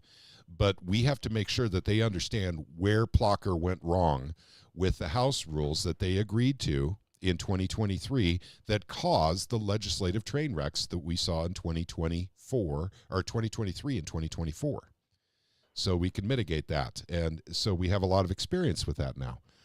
And not that we are perfect or we know everything. It's not like that, but we certainly understand where, you know, Plocker went wrong, and why people agreed to it is beyond me. I think that they were literally promised, hey, your legislation will get through if you vote for this. You know, you vote for this, and I'll give you a committee seat. You vote for this, I'll make sure that you have this or whatever. You get this office, because the speaker controls everything up there in the House. It's pretty sad. Okay. I think, let me take a quick look here. I think we've covered pretty much everything here that we needed to for tonight. I will let you guys know, for those of you who get the email, we are going to be moving off of Gilded. This is the platform you see us on right now. Right now as I speak, we're on Gilded. We're going to have to leave Gilded. Not what we wanted, but it's something we have to do. And the reason being is because they're wanting Roblox accounts, which is a game, and in order to maintain a Gilded account. So we have 3 choices, and we're working on it. And one of them is Twitter, but Twitter doesn't have video. I do like Twitter Spaces, by the way. I think it's a good, you know, platform. The others are, of course, Telegram and Signal. And so it's going to be one of those 3 that we move to, and we'll do it within 6 weeks. So I like Telegram. Okay, gotcha. You know, that's in the running. Telegram, I've had problems with in the past on the phone, but Telegram is on the phone, is on the computer. Signal's on the phone and on the computer. Real important one is that it works well on a phone, and Twitter Spaces work great on a phone. But once again, no video. Signal does work really well on the phone, and they've actually done some improvements on it. Yep, so. and Telegram and Signal are encrypted. So that's another nice feature. So the voice communication is encrypted. So Yeah, Tucker- it works really well on both phone and PC. And the thing is about if you connect it to your PC, you just link the 2 devices and it transfers everything between each other. So there you go. Tucker Carlson did a really great interview with the founder, creator of Telegram. It's a fascinating story of this fellow whose family emigrated from Russia, and they were in Europe for a good bit, England too, I think. And he and his brother founded it. They got really good with computer stuff, and he saw that Russia was still not as free. You know, it's just not free. And he was, I think he was offered a bunch of money to kind of censor, it might have been Ukraine, I'm not sure, some Ukrainian accounts. I don't remember, it's been about a month. But he wanted to go somewhere where he was most free. And so is he in the U.S.? I think he's in the U.S. now. But fascinating story about free speech, by the way. Oh. Yeah. So at any rate, we'll make that decision very shortly because we got to work out kinks and bugs and get a little meeting place, put together for all of us and all that fun stuff. So we're not going to go right up to the wire on July 15th, I don't think. And Gilded has actually worked really, really well. Unfortunately, Sam, who's with us tonight on the phone, he's on a Mac. He downloaded an update for Gilded, and it just killed Gilded on his side, so he couldn't come in through Gilded anymore. And so it's nothing personal against the platform. They're requiring Roblox accounts, and I'm sure that's because Gilded is not making enough money. They partnered with Roblox, and I'm not going to ask people to go get a stupid, gaming account just so they could come in and talk, on the Missouri Freedom Initiative. So at any rate, we will be taking care of that. So that's just kind of administrative on our side. And switching platforms is always a pain in the butt. But I do think that if we actually go to something like Signal or Telegram, we'll start picking up a lot of interest, basically in the organization that way. Gilded is kind of its own thing off on its own. However, Gilded is growing right now because those who are literally getting banned from Discord, like we were, are moving to Gilded. So they're getting the people, they're just not getting the revenue. And so that's why I think they partnered up with Roblox. So, all right, gang. Well, I'll tell you what. I'm going to say next Saturday, of course, we will have a live stream.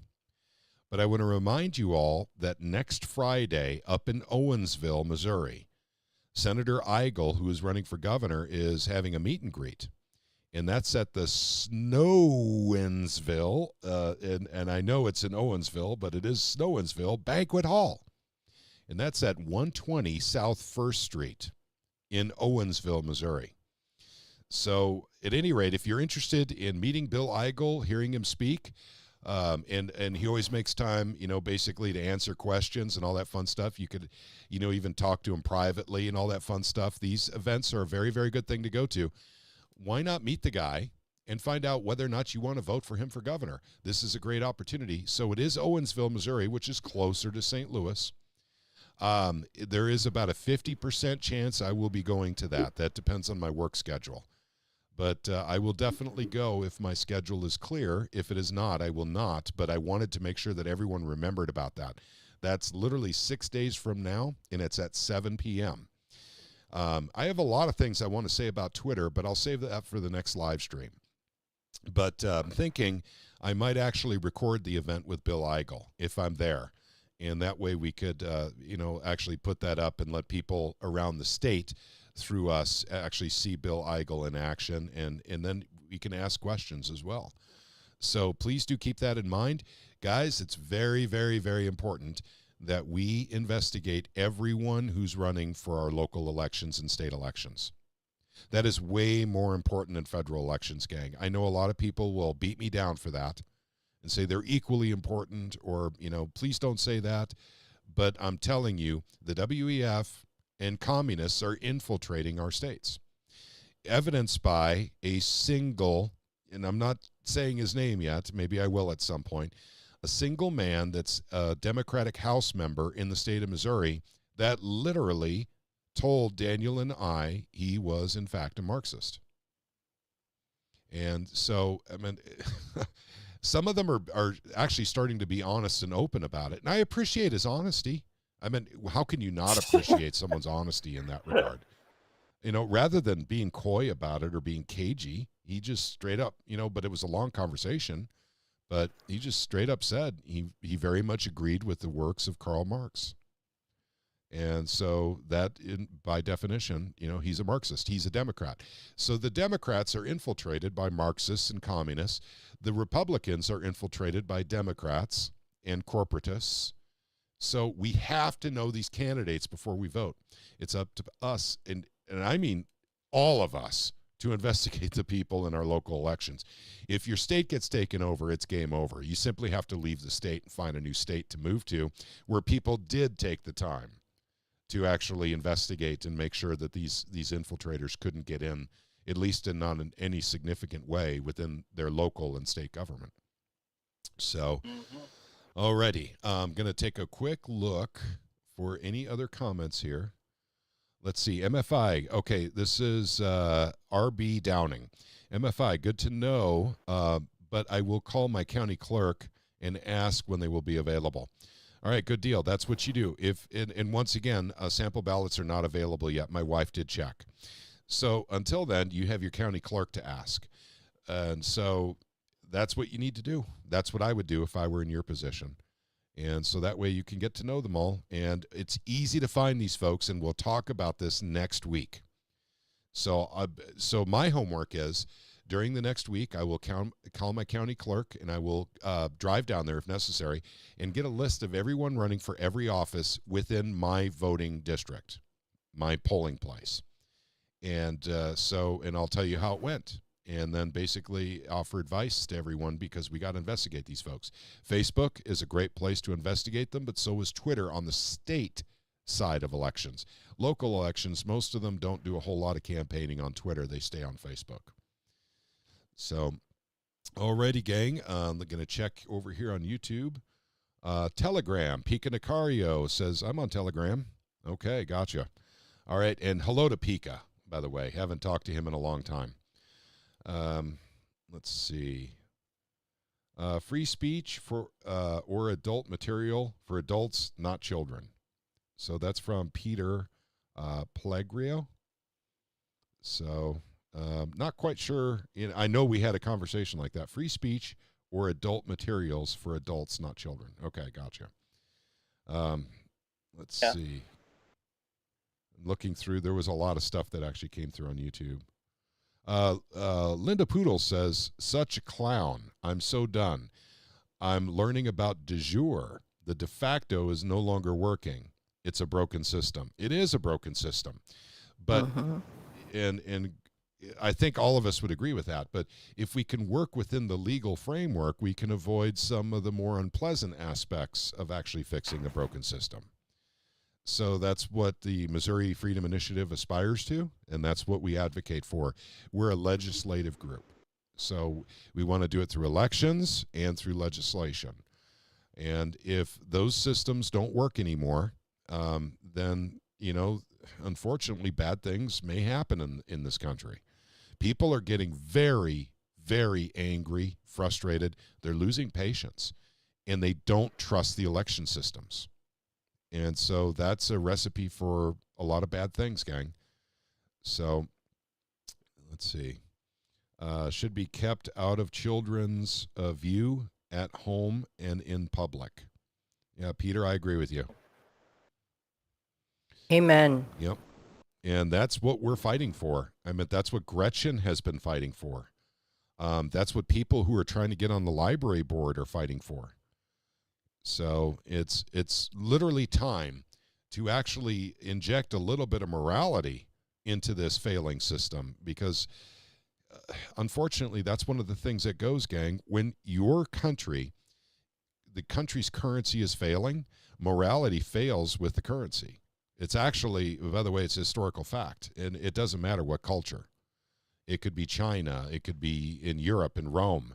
It could be, the United States. It could be, anywhere. But this is what's interesting to us and something that we used to talk about all the time at Truth, Money, and Freedom, is the West is all falling at the same time.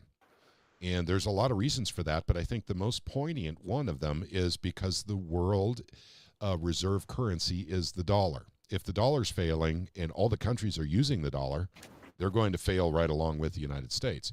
The unfortunate thing is the United States is ground zero for the economic destruction. Other places will heal quicker than the United States will.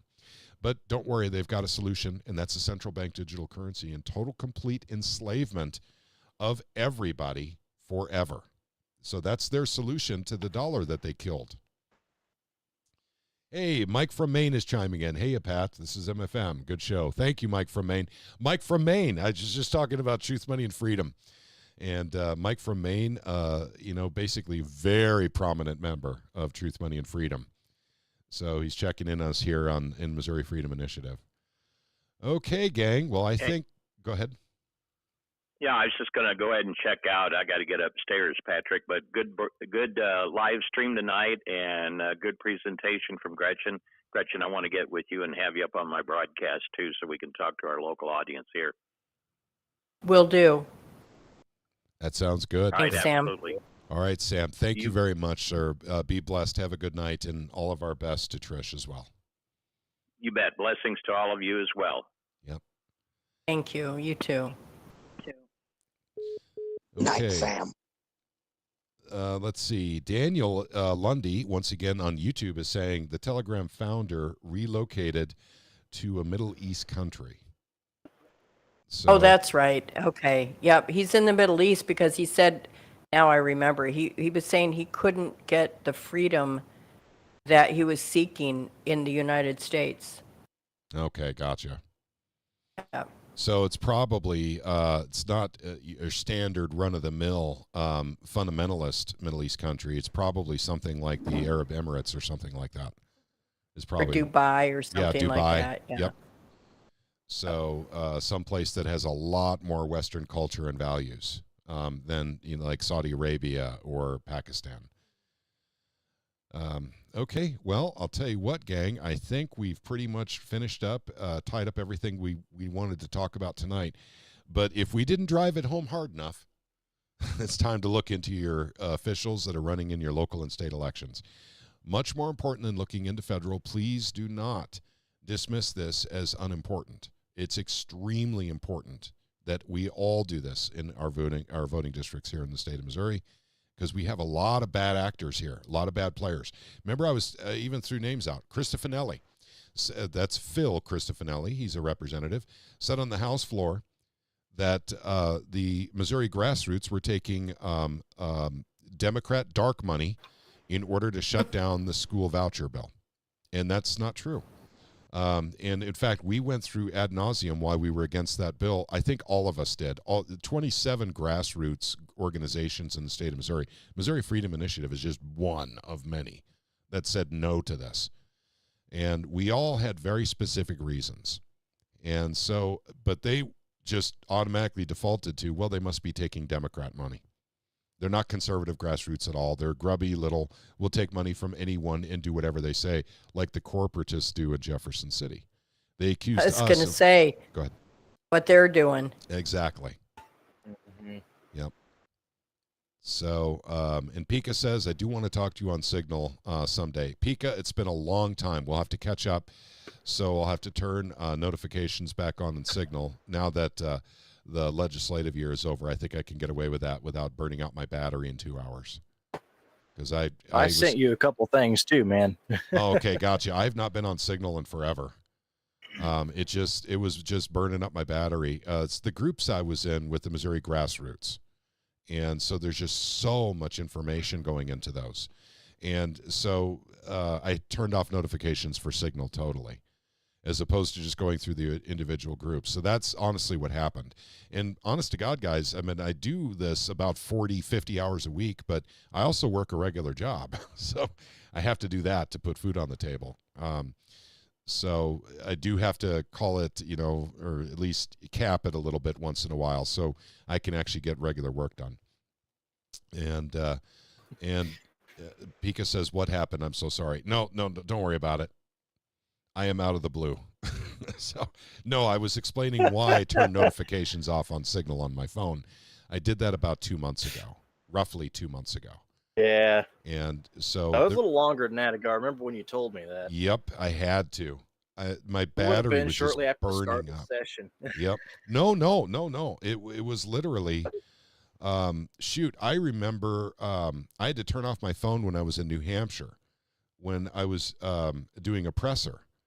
And because my phone kept making noise, I mean, it was constant. It was never ending. So, so at any rate, that's when I was thinking about just, I didn't know which one it was. I didn't want to look through all of them, but I just wanted the noise to go away. So I turned off my phone. Later on, I figured out how to turn off notifications on all Signal groups simultaneously. So, so that's what I had to do. If you go on your app settings. No, let's not do technical iPad. support on the live stream. So, Well. but you're right. I mean, I do need to turn it back on because actually people try to call me on Signal all the time, and I have no idea they're calling. So without notification, I wouldn't know. So, so I want to thank Gretchen for coming on tonight and talking to us about the censorship she's been enduring, unfortunately, trying to get to the bottom of and fix the problems with the cesspool that are the public libraries in the state of Missouri, more specifically local to Christian County, but still, these battles are being fought and waged over the entire state of Missouri, and it's something that we need to pay attention to, gang. And if you get censored by saying that, handing pornographic materials to kids is wrong, and then suddenly you're being censored because you said, hey, listen, we can't be grooming the kids in the libraries, and then, basically the person that hosts the website gets upset about that. You would think that, Pika, you'll have to go back to the original or beginning of the show here. So I'm sorry about that, man. So I'm not going to repeat, and we're about ready to wrap up the show and everything, but thank you for coming in tonight. But we've hit the 2-hour mark, so I'm going to go ahead and sign off. Anyone here have anything to say inside of Gilded? Just one last thing. We didn't get to the self-censorship that some in the establishment and they try and impose on people who write too. I know you were going to have David Rice on. He couldn't make it tonight, but Yep. He and I have both experienced a lot of censorship from local establishment activists out here, as well as even elected representatives. And I think that's really worthwhile talking about because this is the filtering down of this type of idea about what free speech is or isn't, and it's infecting even the Republicans. Sure. Absolutely. Oh. You're right. And if, by the way, maybe you want to come on next week if David Rice can come on and talk about macro versus micro censorship. So people can understand, basically there are different subtle layers of censorship. Being banned is the one that most people know. Oh, they're censoring somebody. They've banned them. They've shut them down. Alex Jones is going through yet another round of this. We didn't even talk about this tonight, but it's happening today. Alex Jones is being shut down again. InfoWars is being shut down. They're saying the feds were going to show up and start seizing assets.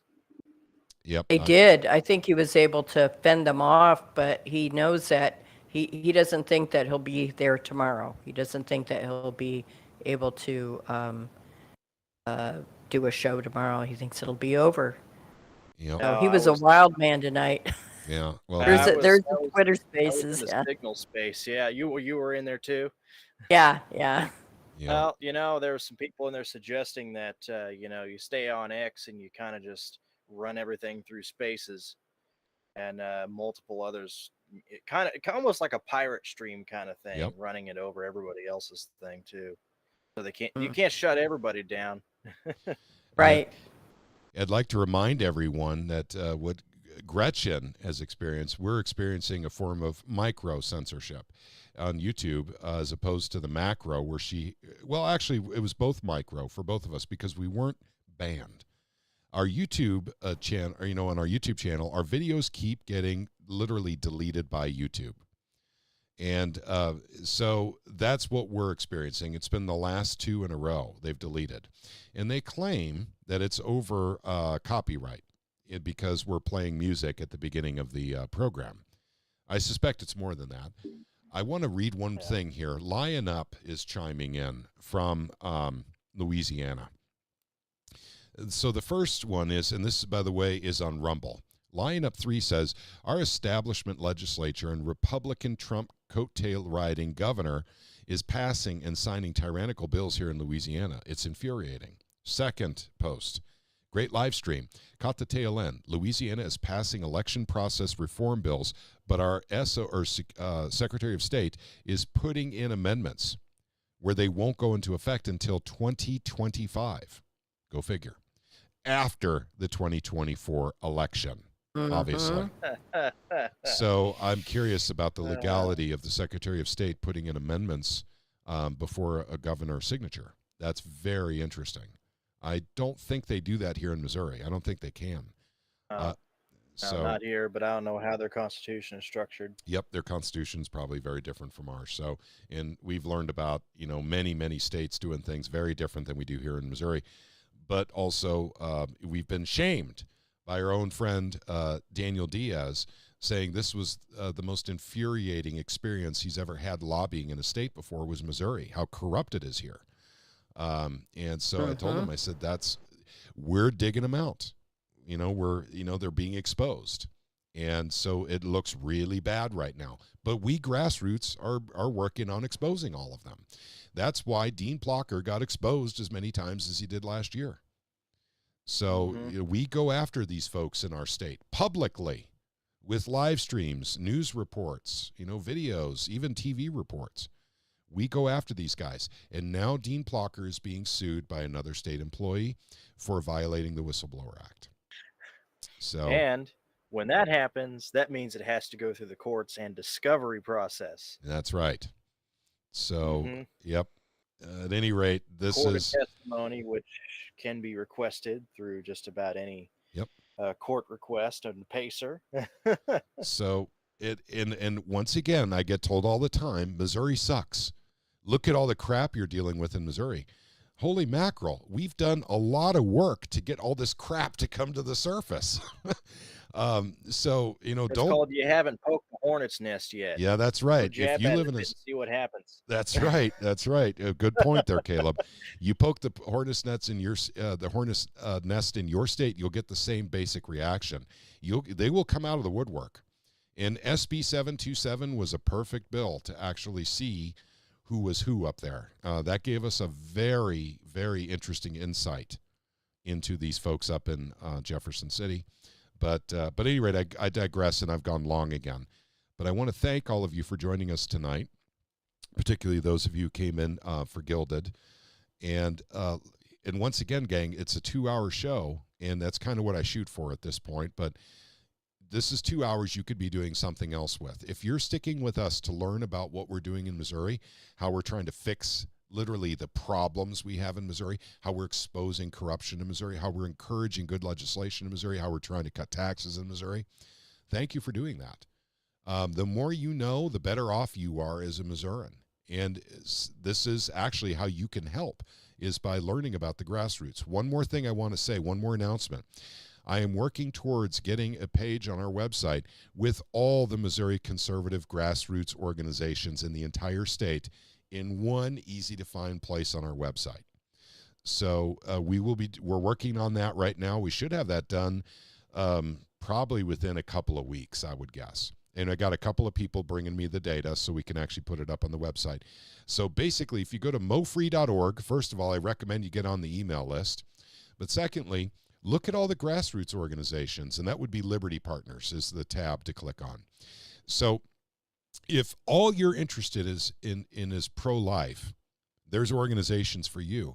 If you're just interested in the school systems in Missouri, there's organizations for you. If you're just interested in healthcare in Missouri, there's grassroots organizations for you. There's a bunch of us out there, and we all kind of do different things. But our diversity, dare I say, our diversity is our strength. Yeah, I know. Is what you say to that, I guess. But the fact is, even Gretchen specializes in schools and libraries. So, I mean, she, Right to Win Ozarks actually has her own specialization in that area. And believe it or not, her blog has been very widely read. It's very popular. If you don't know about Gretchen's blog, or if you've never been there before, just go down to the description section of this video, either on YouTube, on Rumble, or on Odysee. And of course, you might want to try Odysee and Rumble, because YouTube keeps taking our videos down. But right there is a link direct to Gretchen's blog. I would bookmark it. She's putting good stuff up all the time. So please do check out her blog. It's very powerful. She is getting censored, though, so we might have to figure out a different situation for Gretchen to get her blog out. Right, get her right. writing out. They have threatened to terminate if I do any other thing that is annoying. So I back up everything, and I do have alternatives. So they aren't going to shut me up as easy as they think. Yeah, no, good for you. By the way, even with web hosting, I got an email from the web host saying basically that if I wanted to put anything on the website for the month of June, that's fine. And so I didn't email them back on that, but I'm going to email them and say, never, ever, ever send me an email like that again, please. So not interested. So at any rate, I don't know. I mean, there's always a sale, for every holiday, right?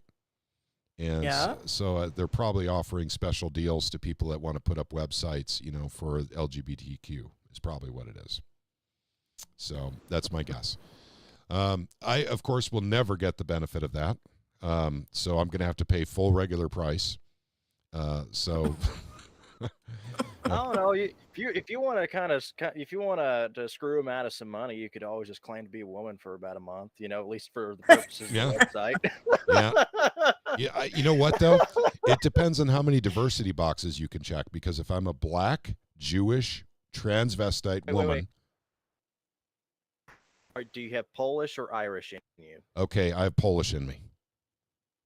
Okay, that's Jewish heritage. Okay. Yep, but There you it go. just All right. how many discounts can I get with that much diversity? That's what I'm going for. Go to the car lot. So I'm sorry, I'm not going to take that joke any further. But at any rate, for those of you who are interested, next Friday night at 7 p.m., June 7th, Bill Eigel, Snowensville Banquet Hall in Owensville, Missouri. Once again, 120 South 1st Street. So if you're interested in meeting Bill Eigel, Senator Bill Eigel, that's a great place to go meet him. Go hear him speak. Go ask him questions. Find out what the man is all about. Find out why he wants to be governor, and find out what he wants to do as governor. And I think he'll surprise you. Thanks again. He has a lot of energy, unlike Parson, who is like a blob. Yep. So, yeah, Parson, though, is it's not that he doesn't have any energy. And I hate to do this. I don't want to do this, but do it. He is a frickin' rhino. Some people say he's milquetoast. He's just a run-of-the-mill Republican. But the fact of the matter is, Caleb, you remember this. When he put out that executive order in 2021 exempting all state employees and state contractors from the jab, leaving everyone else in the state of Missouri out in the cold. And you and I were looking at that Twitter feed. All these people in Missouri go, "Oh, thank you, Governor Parson. You're just awesome."